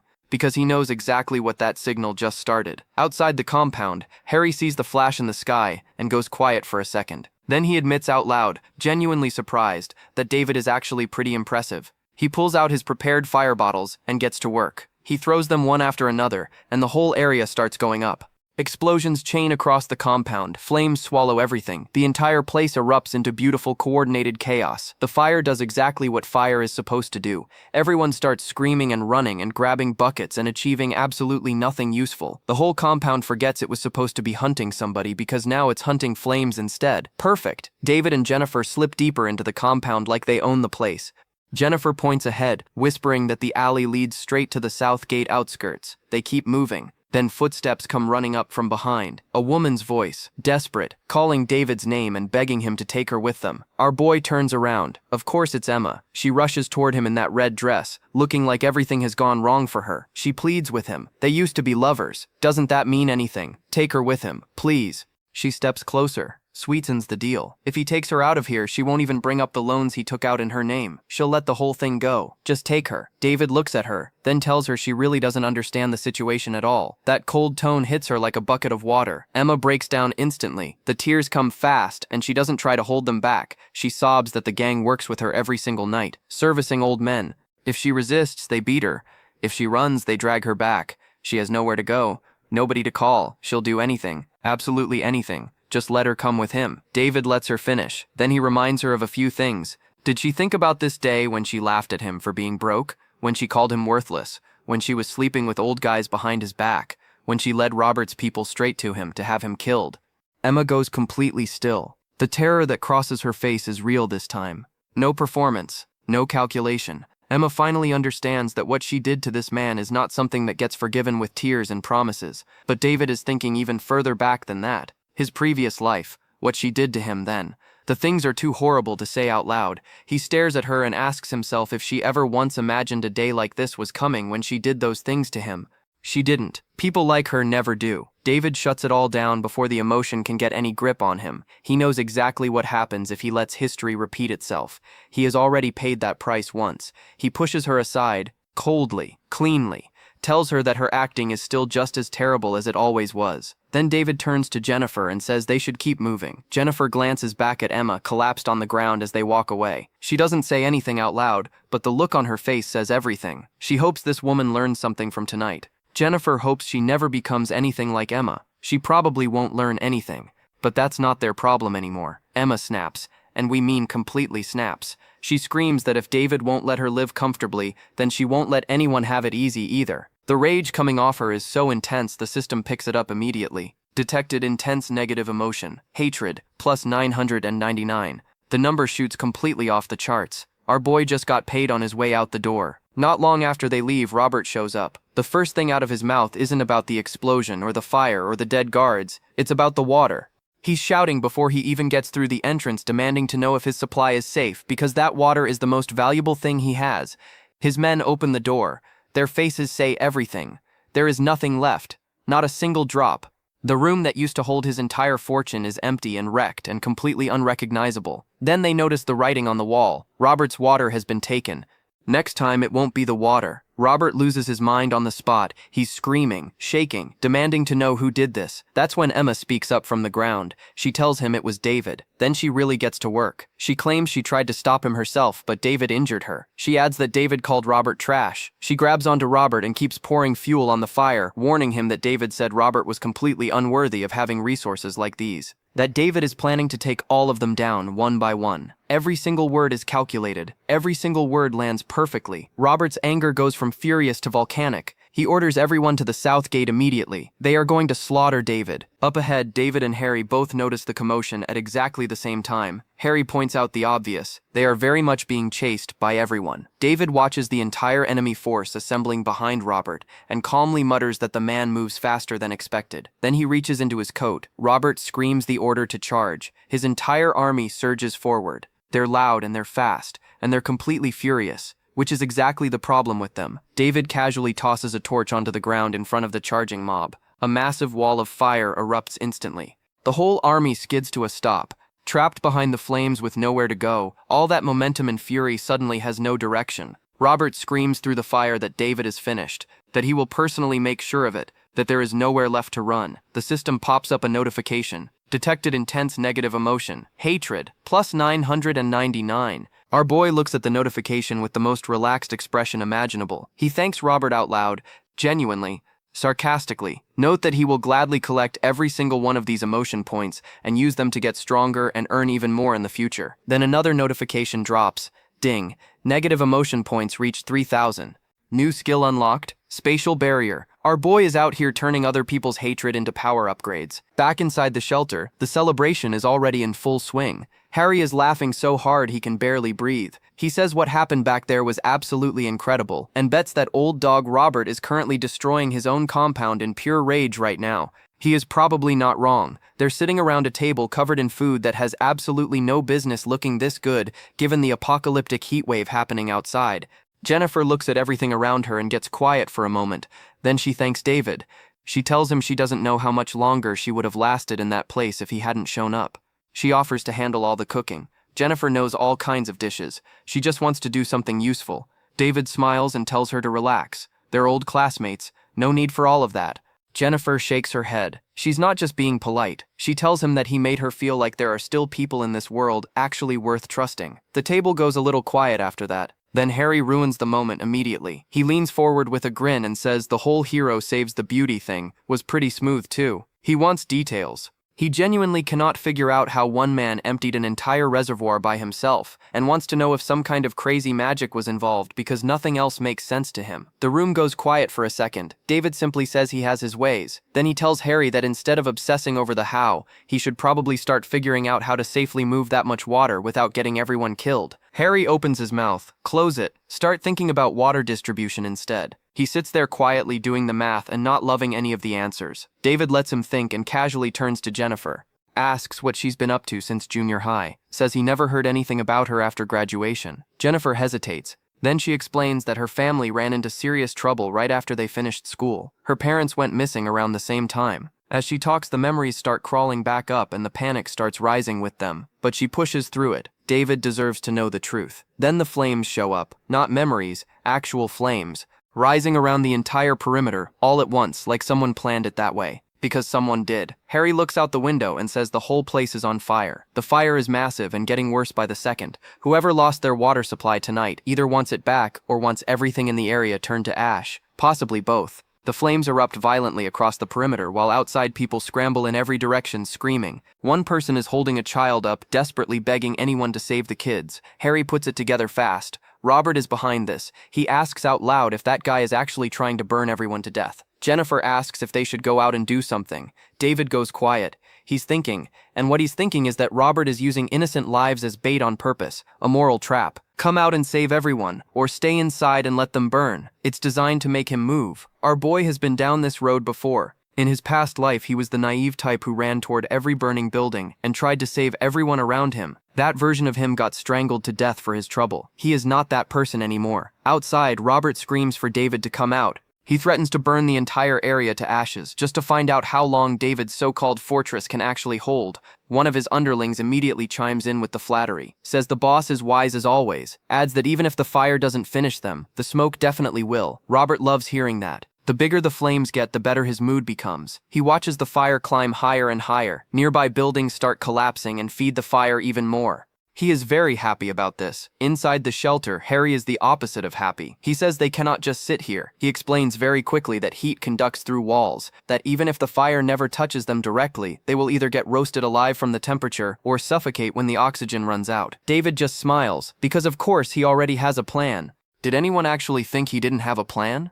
Our boy sits there and thinks about the fact that he lives in a high-temperature apocalypse, that he knew from day one that fire was going to be a problem eventually. That only a complete idiot would build a fortress in these conditions without installing the highest-grade fire protection system available. He even has old junky PCs running the defense software just to squeeze out every last bit of processing power he has. He prepared for this exact scenario a long time ago. He presses the red button on his console. Outside, hidden devices snap to life all across the perimeter. Fire control grenades launch and deploy instantly, releasing thick suppressant clouds across the entire area. The white smoke spreads fast and the flames start dying almost immediately. A fire that was climbing buildings and swallowing everything in sight shrinks down and chokes out like someone just pulled the plug on it. Harry stands at the window with his mouth open. Then he absolutely loses it. He yells that it's nanograde aerogel, actual nanograde aerogel. Jennifer is just standing there watching the fire disappear in real time and cannot form a single word. Outside, Robert watches his massive fire die. He snorts, claims it's just a desperate last struggle, acts like he saw this coming, and is completely unbothered by it. The performance is very convincing if you don't look too closely at his face. Then one of his own guys tries to sneak attack him from behind. Apparently the boss was distracted enough to take down, swung with everything he had. Robert puts him on the ground without even fully turning around, then orders everyone to keep pushing. He says he doesn't believe David's junk technology can hold out forever. The man standing next to him leans in nervously, stutters that their fuel supply is almost completely gone, points out that whatever is coming out of that building is way too effective. David's voice floats out from the shelter, cool as ice water. He asks Robert casually if he's done playing with fire, then offers him a glass of ice water to cool off, like a host checking on a guest who overstayed their welcome. The notification pops up immediately. Detected strong negative emotion. Anger plus 88. Our boy is out here farming rage points between taunts. Inside Robert's head something shifts. Just killing David is too easy now. He looks at that building with fresh eyes. He wants it. Brute force didn't work. Fire didn't work. So Robert decides to stop pretending he has any civility left. He looks toward the innocent civilians nearby and the oldest trick in the book crawls across his face. The civilians see that look and go pale immediately. David sees it too. He already knows exactly what's coming. He's already prepared for it. Robert screams at David to get out and look at all the people suffering because of him. Aunt Mary doesn't even wait a second. She starts wailing immediately, screaming at David and calling him a damn little brat, blaming him for offending Robert and dragging every innocent person down with him, demanding he come out and fix this. David watches all of this from inside, and he thinks about what being soft-hearted has already cost him once. In this world, being naive is just another way of dying slowly. Robert sneers and says if David wants to hide like a coward, that's completely fine. He'll just start with this old man instead. David goes still, because he knows this man. Uncle Ben was the one who brought him water when nobody else would, who looked at him during the worst of it and told him simply that as long as he was alive there was always hope. Something shifts in David's chest that he wasn't expecting. The cold calculation disappears. What replaces it is something much simpler. Actual anger. He turns to Harry and tells him to stay inside and protect Jennifer, and says he is going out there to settle the score with Robert personally. David walks out into the sea of flames like he's taking an evening stroll. He looks at Robert and says it plainly. Whatever beef they have is strictly between the two of them. Nobody else needs to be involved. Robert is still gripping Uncle Ben by the collar with a torch burning in his other hand. He listens to David finish. Then he tosses the old man aside like a bag of trash and bursts out laughing. Says David finally crawled out of his shell, asks if he wants to play the big hero tonight. Then he lays out his terms. Pay back the money, hand over the water, hand over his life. Do all three and maybe, just maybe, he'll think about letting the others go. David says coldly that he has zero interest in playing hero. They stare at each other across the flames. Then David raises his hand and points forward.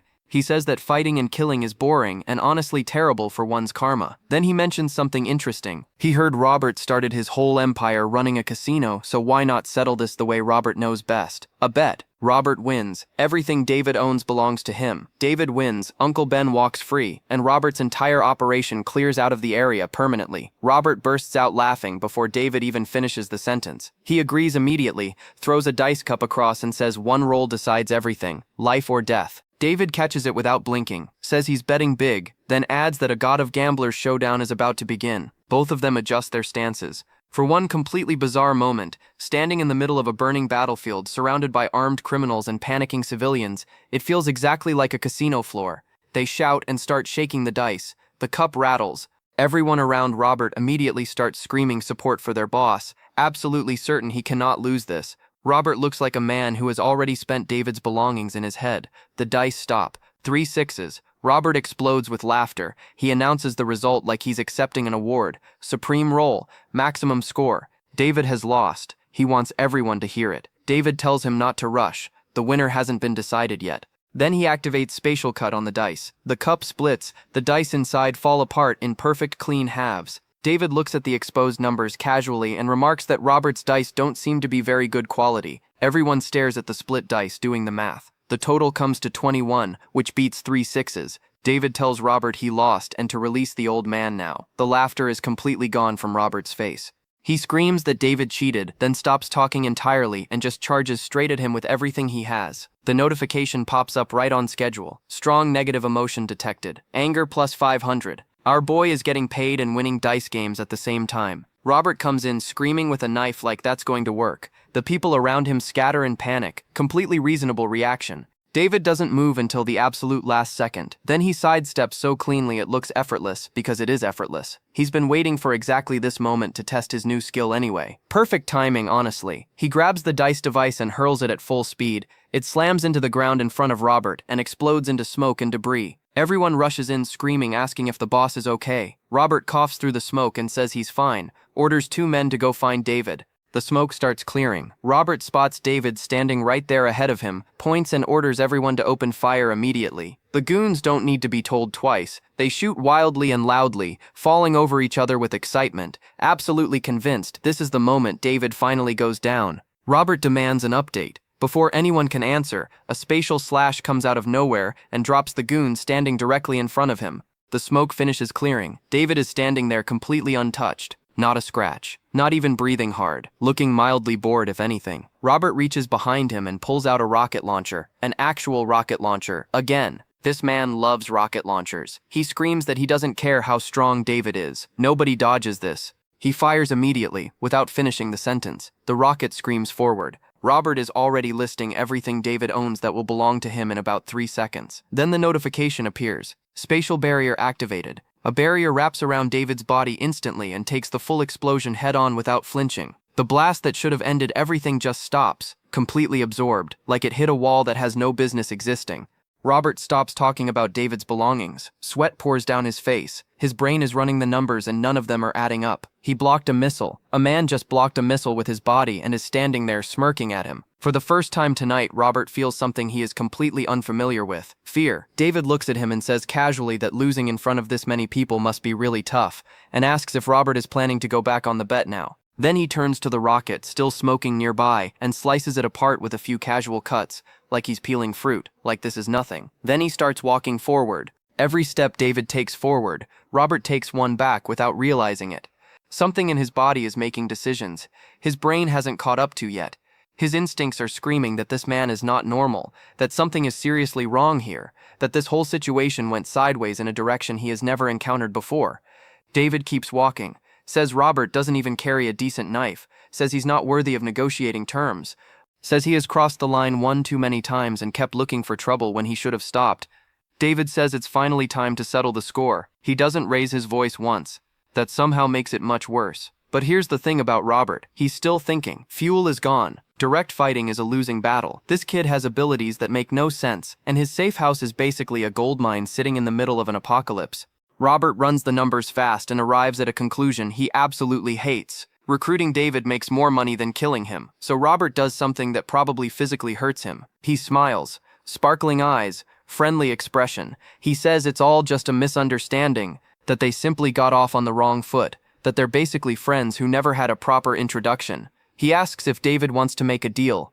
Then Robert gets to the pitch. Killing him means blood on David's hands and nothing in his pocket, but letting him walk means access to something even David's fortress doesn't have yet. Antibiotics, penicillin, cephalosporin, a full batch sitting and waiting. He asks if David understands how valuable that is right now, and says that in this world a single infected scratch can kill a person just as dead as a bullet. He offers a split. David lets him go. They share the medicine. Everyone wins. David listens to the whole thing, then admits that antibiotics are genuinely valuable currency right now. That part is completely true. Then he tells Robert something interesting. He mentions casually that he has more than just this one room, that his stockpile is considerably larger than Robert could ever imagine. Robert stares at him, then immediately pivots, pointing out that food and water mean nothing without medicine, that one illness, one infected wound, and it's over no matter how much food someone has stocked up. He needs David to understand that cooperation is the only smart move here. He reveals the location, an abandoned factory in the West District.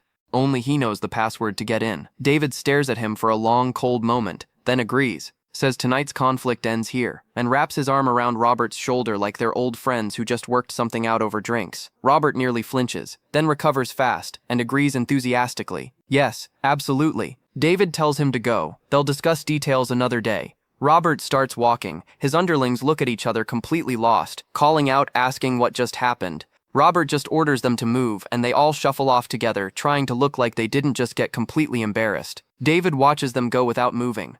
Once they're far enough away, he mutters quietly to himself that a simple password was never going to stop him anyway. He can open that door with or without it. Then he turns back to the neighbors still standing around and tells Uncle Ben it's safe now. The gang is gone. Uncle Ben exhales. Aunt Mary, on the other hand, is barely holding herself together, panicking, frustrated, overwhelmed by everything that just happened in the last hour of her life. Her status indicator says it all. Fear plus 100. Our boy glances at it. Another small harvest. Every little bit counts. Uncle Ben grabs David's hands and thanks him like a man who genuinely cannot find enough words. Says David saved his life tonight. Says if he ever needs anything at all, just ask. Our boy smiles and tells him gently to go home, lock the door and get some rest.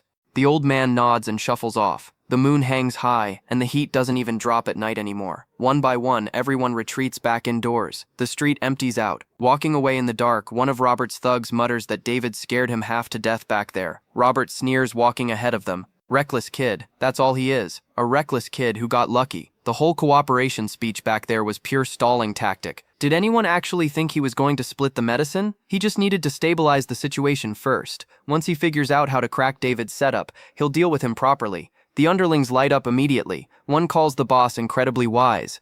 Another agrees enthusiastically and adds that since David had the nerve to fight Robert directly, he probably won't survive 3 more days. Robert's expression goes serious. He says something is genuinely wrong with that kid. Artillery shells couldn't even get close to him. That makes no sense by any normal standard. He tells Pineapple Head to spend the next few days investigating David carefully, get real information, figure out what they're actually dealing with. He doesn't get to finish the sentence.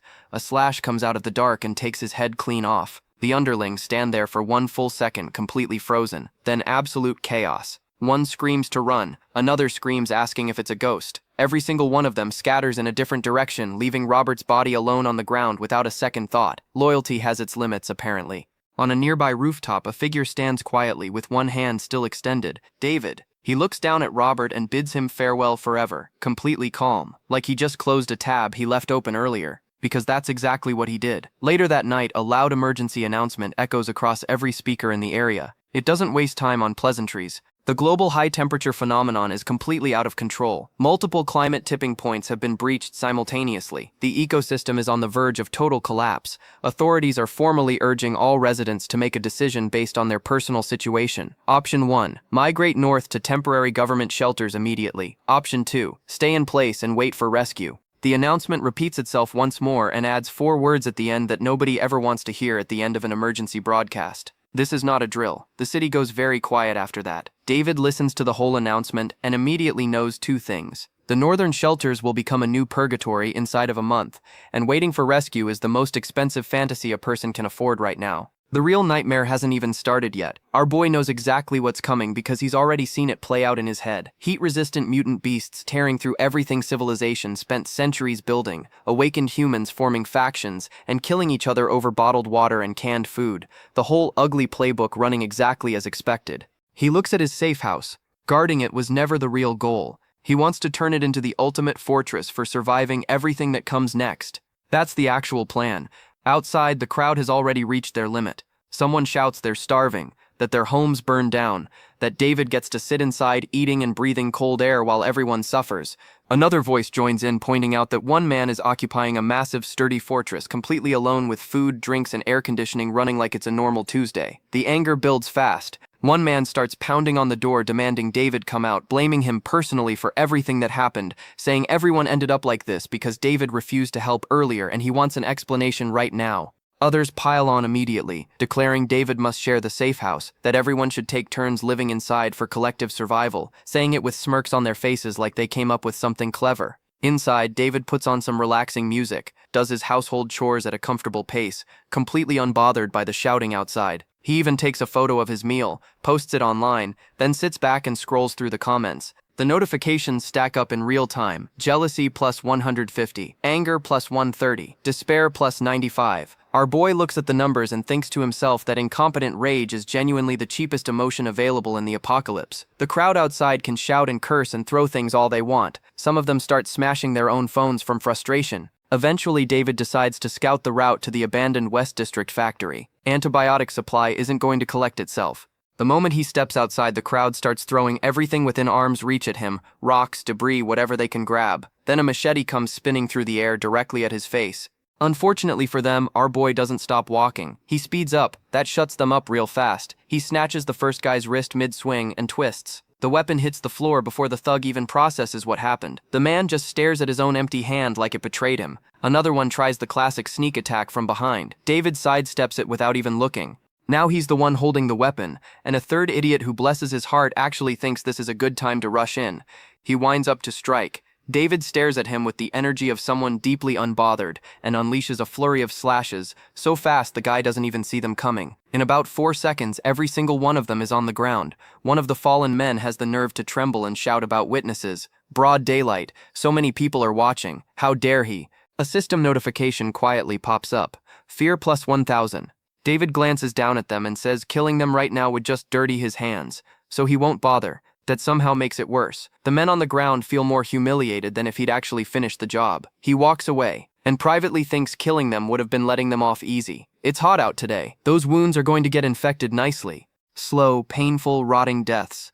In this heat, David is practically doing them a favor by walking away. Later, he tracks down the West District factory. Middle of the day and the place is sealed up tighter than a government secret. He clocks the surveillance camera immediately. 30 seconds later, it's sparking on the ground along with everything connected to it. He slips inside. Then the coughing starts. The air is thick with poison gas. David curses under his breath because this isn't a storage facility. This is a trap, and he walked straight into it. Before he can even process that, he senses movement. Someone in a gas mask sprints over and jabs a syringe into him without asking. David would be furious if he wasn't busy not dying. The masked man calmly explains that the nerve gas won't kill him. It'll just make him wish it would. The injection should take the edge off. David demands to know who these people are. Internally, he's doing the math. Robert never mentioned guards, which means either the old man didn't know or the old bastard absolutely knew. These strangers don't feel hostile though, which is the only reason he hasn't acted yet. The masked man pockets the empty syringe and passes another one to a woman nearby like they're in a perfectly normal lab setting. He introduces himself as Professor Charles, biomedical researcher, and this is his beautiful assistant named Sophia, and she is damn good as a nurse. David looks around and realizes that's not even a stretch. This place is loaded with high-end equipment. It's less a medicine storage room and more a fully operational secret laboratory buried inside a condemned factory. As they walk, Charles casually tells him to take whatever medicine he wants off the shelves. Call it an apology for the trap. Call it a welcome gift. Call it whatever. David does not need to be told twice. He moves through those shelves like a man on a mission. Rare medicines, useful compounds, things that would cost a fortune outside. All of it goes straight into the bag. At the same time, Sophia is giving us some fan service. When David finally slings it over his shoulder, it's almost comically full. He thanks Charles and turns to leave. Charles watches him go with a calm expression and says, very simply, that they'll be meeting again soon. The way he says it isn't a threat. It isn't a promise either. It's just a fact, delivered with the energy of someone who already knows exactly how things will play out. That evening, the sun goes down, but the heat doesn't get the memo. David makes it home and immediately feels that creeping unease he's been ignoring. Charles saved his life today. That part was fine. It was the way the man looked at him that's sitting wrong. Like something being studied under a microscope doesn't know it's being studied. David shakes it off when his phone buzzes. Homeowner group chat. Someone is in a bad way, posting desperately for antibiotics, bleeding stop medicine, anything. David looks at the bag he just walked out of a secret lab with. Quality stuff. Absolutely not for sale. He posts his refusal. The group chat erupts. Selfish villain. Heartless monster. Multiple people assure him that once they recover, they will personally come to his house and end his life. David closes the chat. The notifications don't stop. Anger plus 99. Hatred plus 200. Jealousy plus 3080. David scrolls past the insults without blinking. He reaches into the bag to take stock of what he grabbed. His hand stops. David pulls out a small tracker. Just sitting there. It planted on him so cleanly he never felt a thing. He turns it over in his fingers, expression completely unreadable. Someone is very good at their job. He looks out at the sunset and makes a decision. Destroying it would be the smart move. David does not make the smart move. He makes the fun move. Down in the alley, there's a stray white cat lounging near a green dumpster like it owns the block. David crouches down, attaches the tracker gently to its back, and explains the situation.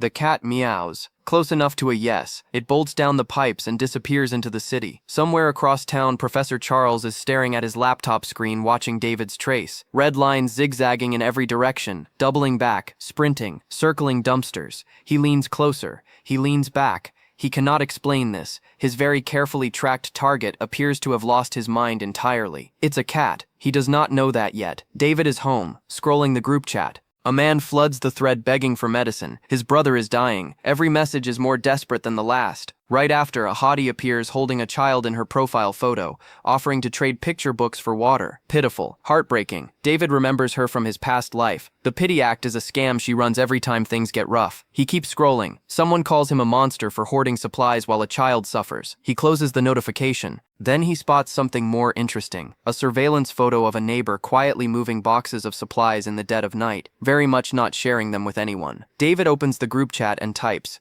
David exposes that neighbor by revealing her identity and location. She is Luna, then asks, very politely, why she doesn't donate first before anyone comes after him. Inside her apartment, Luna stares at her phone, then stares at it some more. The realization hits her in waves. David had cameras, hidden cameras. He recorded everything. Her carefully hoarded secret is gone, exposed to the entire building in one message. Luna is furious in the way only someone completely cornered can be furious. The group chat does not take long. The anger that was aimed at David pivots in an instant. Now it's all for Luna, her hidden water, her secret supplies. Within minutes, the tone shifts from outrage to something much more immediate. Armed men show up at her door. An axe goes through the wood before anyone bothers to knock. Luna backs against the wall as her apartment floods with desperate neighbors. One screams for her to hand over the food. Another gives her a look that very clearly communicates violence is not off the table. She is cowering. She is terrified. This is not how she saw today going. The mob tears the place apart, grabbing everything they can carry. And in the middle of all that chaos, the hottie with the child quietly slips in, stuffs her bag full of water bottles, and walks back out. No child visible anywhere, just vibes and stolen supplies. Luna sits alone in what used to be her apartment, ransacked, bruised, clothes torn. Every supply she spent weeks quietly hoarding, gone in 20 minutes. She cries into the silence and the silence doesn't care. This is what happens when you get exposed by a man with hidden cameras and absolutely no mercy. Up in the stairwell, the heat is doing what heat does and making everything worse. A group of neighbors huddles around a body, their brother, gone. The grief lasts about 30 seconds before someone does the math and starts screaming. A rotting corpse in a sealed building in this temperature is not a funeral situation. It's a plague situation. Panic spreads faster than the smell. Then footsteps on the stairs. Charles descends with his hot assistant and tells everyone to settle down. CDC, he says, medical team sent by the city. Sorry for the delay. He snaps on gloves with the practiced ease of someone who is either a real professional or an extremely convincing fake. Charles examines the body, announces they can handle it, warns that disposal is urgent before disease spreads. Then the masterstroke, he hands out disinfectant wipes and medicine to the crowd. Limited resources, he says. Share them carefully. The neighbors look at him like he's been sent from heaven. Charles has not been sent from heaven. He is here because a cat led his tracker signal to this building, and he's now quietly deducing that his actual target is somewhere very close. The gratitude washing over him from every direction is a nice bonus. High above all of this, David watches from his fortress window. He spots Charles immediately. Of course, the man is putting on quite the performance down there. Gloves, medicine, concerned professional face, but David already knows what he's actually doing. The tracker. The bug he attached to the cat came back to roost near this building, and now the professor is working the crowd like a bloodhound in a lab coat. Then his pocket vibrates. Unknown number. One line. Watch out for that doctor. He stares at the screen for a long moment, not because the warning surprises him. He'd already figured that part out himself. What surprises him is that someone out there knows enough to send it, someone who has his number, someone watching close enough to track the same situation in real time. He looks up from the phone toward the skyline, and somewhere out there, on a rooftop he can't quite identify, a high-powered telescope is pointed directly at this building. A figure behind it, still and silent, observing everything. So, Charles is hunting him from the street. An unknown sender is warning him from the shadows. And now a third party is watching the whole thing from a distance, with professional equipment and unknown intentions. David exhales slowly. The situation just got significantly more complicated. He can feel it, the way you feel, weather changing, the air shifting, pressure building, everything about to get much harder to manage. He stays at the window, eyes sharp. Whoever's on that rooftop, they've already seen him. David calls the number back immediately. An automated voice informs him it's a virtual number and cannot receive calls.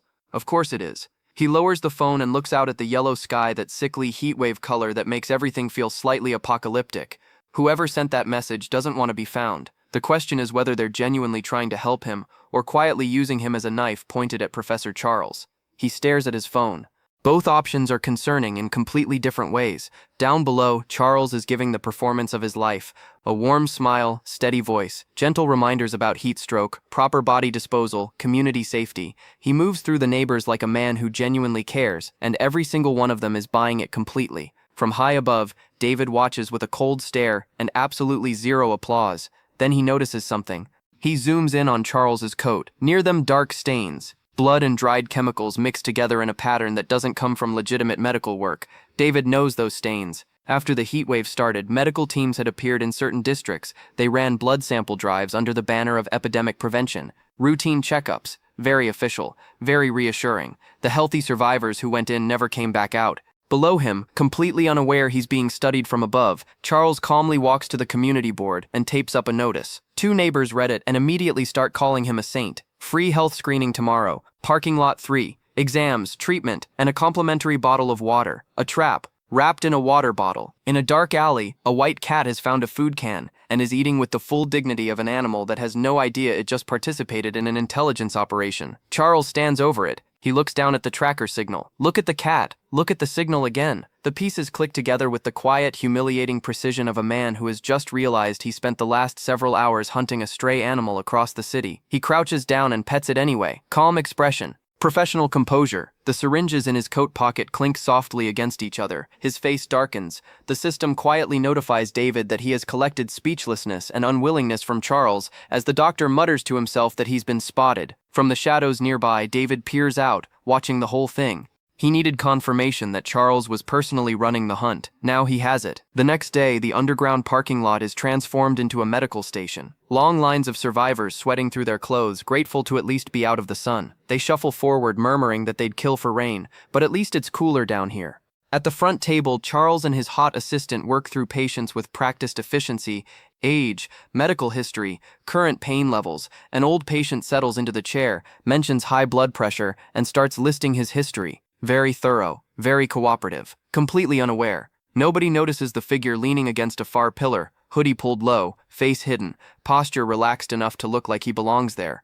David scans the operation quietly, cataloging everything, the setup, the positioning, the way the team moves, who's watching the exits. He watches them draw blood from a patient. The patient asks, reasonably, why a blood test is necessary for heat stroke treatment. They say it's just a normal routine check, standard procedure, nothing to worry about. However, the vial is labeled GHT017. That is not a routine label. David sweats quietly in the shadows, eyes locked on Charles, trying to map out exactly what experiment is running right now. Across the room, Charles sits behind his tray of blood samples, looking every bit the dedicated professional, calm, focused, completely normal. Then a group of young men bursts in looking panicked, half carrying a friend with a bandaged arm. They're begging the doctor to do something about the infection before it gets worse. Charles reaches for a vial of glowing blue liquid. T7 prototype. He tells them it's a new enhancer, speeds up healing, fights infection beautifully. The group looks at the glowing blue liquid and decides to trust the man in the lab coat. The needle goes into the injured man's arm. Charles watches from behind his glasses with the expression of someone who is very interested in what happens next.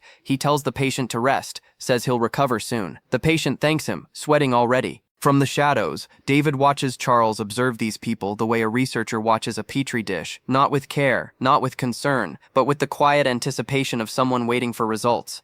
He wonders what reaction Charles is expecting. He has a bad feeling about the answer. That evening, outside the parking lot, the group walks home. The patient who was brought in this morning is not doing well.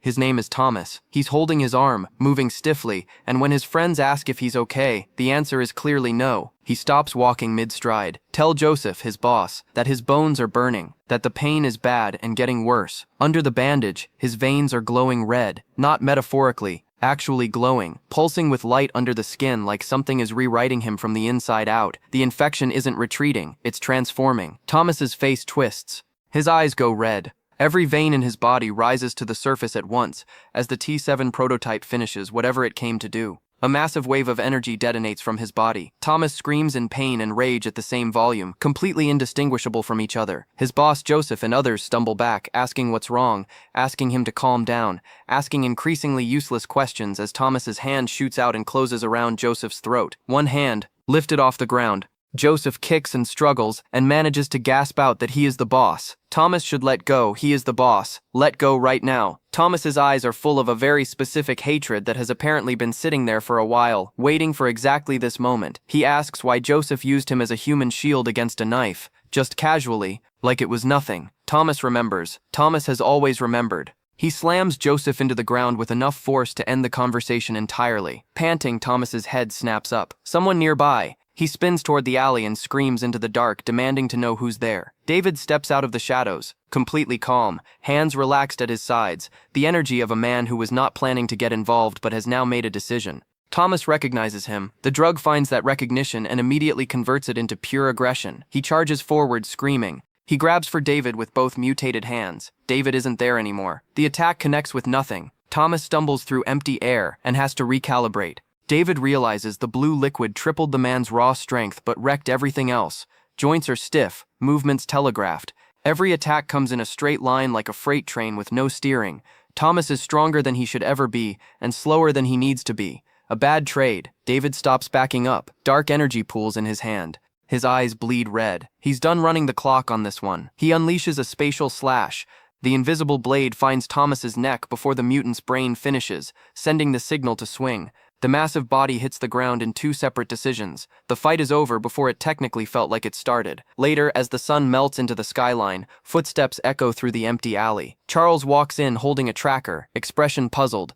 The nanobot signal from Thomas's injection cut off too suddenly for a natural reading. He looks up from the device. He stops. Take in the scene. The decapitated corpse. Joseph sitting beside it, terror carved into every feature of his face. The experiment concluded without him. Charles's eyes go wide for exactly 1 second. Then they don't. He pulls out his phone and scans the corpse's face, pulls up his tablet.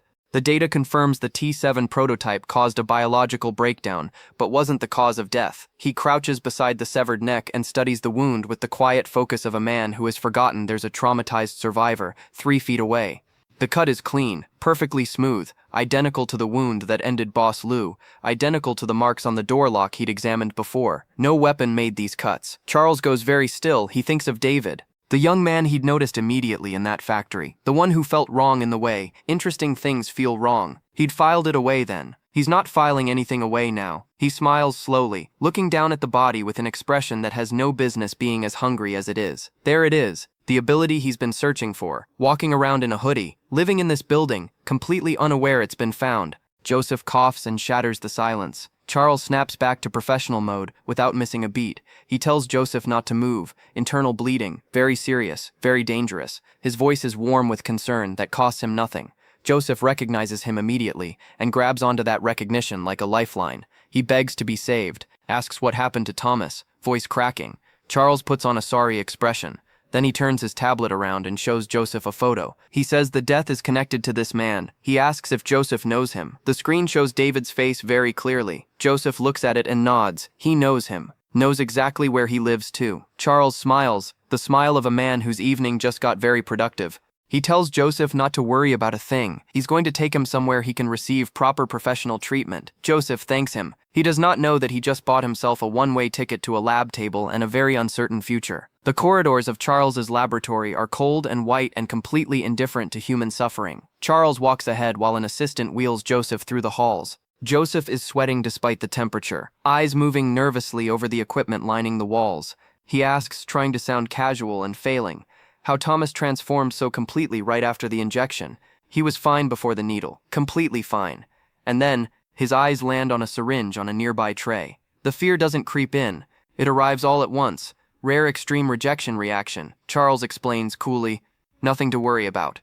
They just need to run some checks to arrange the right treatment. Standard procedure. Joseph is absolutely worrying about it. They stop in front of a heavy sealed door. Joseph stares at it. Whatever's behind that door, it is not a place where people get better. Every instinct he has is screaming this at full volume. He stammers that actually he'd rather just go home, take some antibiotics, sleep it off, he'll be fine. Really. Charles swipes his keycard without looking at him. Then he leans in too close and tells Joseph very quietly to be silent. For science. For yourself. The way he says it, for yourself, makes it sound like a threat wearing a lab coat. Joseph realizes with absolute clarity what is about to happen to him. He screams, full volume, begging, eyes wide with the specific terror of a man who made one bad decision, talking to a friendly doctor in an alley, and is now paying a price so catastrophically disproportionate it would be almost funny if it wasn't happening to him. It is not funny to Joseph. He is forced through the door anyway. It slams shut behind him. The isolation sign flickers on in cold red light. His screams echo down the corridor, and then the corridor doesn't care anymore. Meanwhile, David is horizontal on his sofa in the cool air of his safe house, staring at the ceiling, a rare and precious moment of doing absolutely nothing. He's thinking about Charles, what the man wants, what he's building toward, what the blood stains on his coat, and the fake CDC badge, and the underground medical station all add up to. The picture is forming, but the edges are still blurry. Then something pings. He sits up. Someone is at the door. He checks the monitor. Charles stands outside the gate, looking directly at the camera with a pleasant smile. He introduces himself politely, says he'd love to chat. Just two neighbors having a conversation, nothing formal. David stares at the screen. The man who has been hunting him across the city using tracker bugs, a fake government identity, and a stray cat, is now standing at his front door asking to chat. The audacity is genuinely impressive. David spots Professor Charles at the door and lets him in, asking why he's showing up this late. Charles says he found out David lives nearby and decided to visit. Just like that. No warning, no text, nothing. David thinks to himself that Charles is sharper than he looks. Time to play the perfect host. He brings him to the living room and serves tea. Charles looks around the room and gets suspicious in the most academic way possible. Double-layer insulated glass. Independent water circulation system. He tells David this doesn't look like a normal house. It looks like someone built it specifically to survive the end of the world. Then he asks if David already knew the temperature was going to rise and quietly prepared in advance. David shakes his head and explains it was just a renovation package. It came with a 50-year guarantee, so he bought it. He had no idea it would end up being the smartest thing he ever did by accident. Charles accepts that and moves on to the real reason he came. Thomas, David's neighbor, is dead. The loan shark Robert, who troubled him the past few days, is also dead. Charles examined both bodies and found that the cuts were impossibly clean, smoother than laser surgery. No ordinary weapon could pull that off. David listens carefully and keeps his face completely blank. He asks if such a weapon is even manufactured somewhere, and tells Charles to let him know if he finds anything. Pure innocence, not a single crack. Professor Charles asks David what he would even do with a weapon like that. David laughs and says he'd use it to cut meat, like a knife. Simple. Charles goes quiet for a moment, clearly not expecting that answer. Then he gets back on track and tells David that both victims were killed by the same person, someone highly professional, not your average guy. David shrugs. Sounds like they messed with the wrong person. Charles smiles slightly and mentions that he heard those two had a conflict with David. David pauses, then smiles back. He tells Charles he knows he's just doing his job, but points out a few things. He's just an ordinary person. He has no idea how he could pull something like that off. And more importantly, Professor Charles showed up late at night with a medical kit, which is strange considering David looks perfectly fine. On top of that, David never gave Charles his address, so how exactly did he find the house? Charles holds out his phone without a word. David looks at the name on the screen and goes still. Thomas. The same Thomas who had been badly injured. Still alive, apparently, because Charles had kept him that way. David asks where he is now, calmly, but in his head he already knows. Thomas is probably wishing he hadn't survived. Charles tells him not to worry. Thomas is in a good place, receiving therapy to help him adapt to high-temperature environments. David frowns and asks if that's just a fancy way of saying human experimentation. He wants to know what Charles is even getting out of this. Charles doesn't answer. Cut to Thomas. Writhe, eyes turning red. Then suddenly he goes still, sits up and screams. Professor Charles pulls out an injection filled with blue liquid and explains that it's an immune enhancer he developed himself. With this, people can survive high temperatures without any side effects. David looks at it carefully and says it looks exactly like blueberry soda. He asks if he can shake it a little before using it. Charles stares at him. David takes it anyway and examines it closely. He already knows Charles is no ordinary professor, and he knows the Earth's temperature is only going to keep rising. Survival rates for regular people will drop. Some will evolve, most won't. He smiles and asks if he can become like Thomas. Charles says yes, but there's a process. Scientific, controlled, and if everything goes well, they might even discover something entirely new about how humans can adapt to this world. David laughs and asks what happens if he refuses. Charles stays calm. He tells David there's no rush. The temperature will keep climbing, infections will spread, mutant creatures will start showing up one after another. So really, cooperating just makes sense if he wants to live a long life. He smiles and adds that the lab doors are always open. David can come whenever he's ready. Then he leaves. David sits there staring at the syringe on the table. He already knows what this experiment actually demands. Not just physical strength, mental resilience at an entirely different level, something an ordinary person simply cannot handle. He mutters to himself that if he doesn't deal with this soon, things are going to get very complicated. Then quietly, he makes up his mind. Professor, if you want to study evolution, I'll show you what that actually looks like. In Professor Charles's lab, Thomas wakes up screaming like a man who just remembered he forgot to pay his taxes, except infinitely worse. Charles watches through the camera and nods slowly. The hatred, the fear, the catalyst, every single piece fell into place exactly as he planned. For a scientist, this is basically Christmas morning. He leans toward the screen and tells Thomas he's been reborn. First mission, bring David in alive. He smiles. Beside him, Sophia looks like she's already updating her resume. She asks nervously if turning living people into monsters is actually part of his human evolution plan. She genuinely needs to know. Charles laughs and asks her how it feels, since it's her first time witnessing it. Sophia says it crosses every ethical line that exists. Charles tells her that ethics are a luxury when the apocalypse has already begun. Sacrifices like this are necessary for humanity's survival. He says it like he's explaining a grocery list, completely calm, completely unbothered. He presses the red button and sends Thomas on his way. Thomas, fully consumed by rage and whatever Charles just pumped into his veins, walks out of the lab and leaps straight off the building. No hesitation, no looking down, just gone. He reaches David's place. The door is open, nobody inside. Then a voice drifts down from a nearby tree. David drops into view and gives Thomas a long look. He says Thomas seems very different from a few days ago. The tone makes it clear, not a compliment. Thomas locks onto him like a heat-seeking missile and roars that David is going to die today. David studies him quietly and thinks to himself, the emotions are even stronger than before. Charles really went all out. Whatever happened in that lab, Thomas did not come out the same man. Then David turns and starts jogging away, casually telling Thomas to follow him somewhere more open. He'd rather not have his house wrecked. The insurance situation is already complicated enough. Thomas chases without a second thought. Once they reach open ground, David raises his hand and slashes with his space-cutting ability, clean and precise. Not a single scratch on Thomas. David stares at his own hand like it just betrayed him personally. He has no explanation for how Thomas's skin got that tough. None. Thomas charges at him, screaming. David sidesteps easily and tells him he's still just a mindless brute who never learned how to hold a proper conversation. Also, uglier than before. Significantly, that hits a nerve. Thomas's entire face turns red. Then he stops moving completely. David watches him, genuinely confused about what's happening. And then it happens. Thomas lets out a scream so loud it rattles the air itself, and his body begins to grow. Slowly at first, then all at once. David takes a step back. His eyes go wide. This just became a completely different fight. Back in the lab, Professor Charles stands at his control room, watching every second of it with the satisfaction of a man whose experiment is going better than expected. He tells Sophia to record everything. Every data point, every reaction. Sophia stares at his expression and feels a chill that has nothing to do with the temperature. She quietly wonders if this is really what saving humanity is supposed to look like. Back on the battlefield, Thomas is still growing, still raging, still very much a problem, and the fight is far from over. Thomas is completely unrecognizable now. Sharp spikes covering every inch of his body, claws where his fingernails used to be. Even his toenails got the full treatment. He looks like a hedgehog that made some very poor life choices, and then doubled down on all of them. He lunges straight at David. David sidesteps casually and thinks to himself, how does someone transform this completely in just a few days?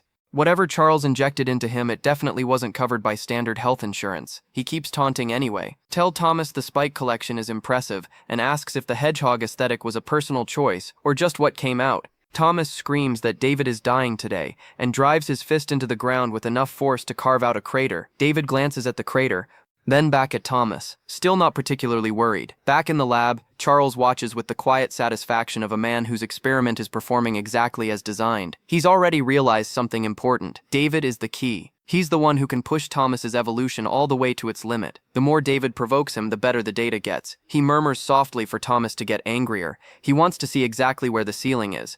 Sophia stands beside him, trembling, contributing nothing to the situation. Back on the battlefield, Thomas's rage climbs to a level that stops being normal and starts being something else entirely. A deep red aura erupts across his body, and he launches a wave of red particles straight at David. David moves through all of it without breaking a sweat. Then something unexpected happens. A notification appears directly in front of David. Negative emotions have reached their limit. Evolve now? David doesn't think twice. He selects yes immediately. Something shifts. He raises his hand, and a blue portal tears open in the air. From inside it, a wave of sharp bone-like spikes launches out and collides with Thomas all at once. Thomas hits the ground and doesn't get back up. David walks over calmly, reaches down and grabs the collar around Thomas's neck. He looks straight into the small camera attached to it and tells Charles that his test subject needs more work. He suggests sending someone stronger next time. Then he crushes the camera with one hand. Back in the lab, Charles stares at the dead screen and smiles wider than before. He says quietly that David is far from ordinary. Capturing him personally just moved to the top of the priority list. Back on the battlefield, the mood shifts completely. David crouches down and places his hand gently on Thomas's head. He tells him softly that he'll free him from all of this. Whatever Charles turned him into, it ends here. Then he hears footsteps. A voice comes from behind him, calm and unhurried. That was impressive. David spins around immediately. Standing there is someone he's never seen before. "Who are you?" And just like that, David went from a dead man with no future to the most dangerous person alive in a collapsing world. Subscribe to the channel faster than David moved on from his gold digger ex, Emma, and trust me, that man did not hesitate. And I have a strong feeling that Jennifer, the hottie he saved that night, and Sophia, the professor's cute assistant, already have a sweet spot for our boy. Apocalypse survival and an accidental harem? Not bad for a dead man. Drop in the comments who you think that mystery figure is. An ally? Another one of Charles's experiments? Or someone from David's past life? I'll catch you in the next one when we find out.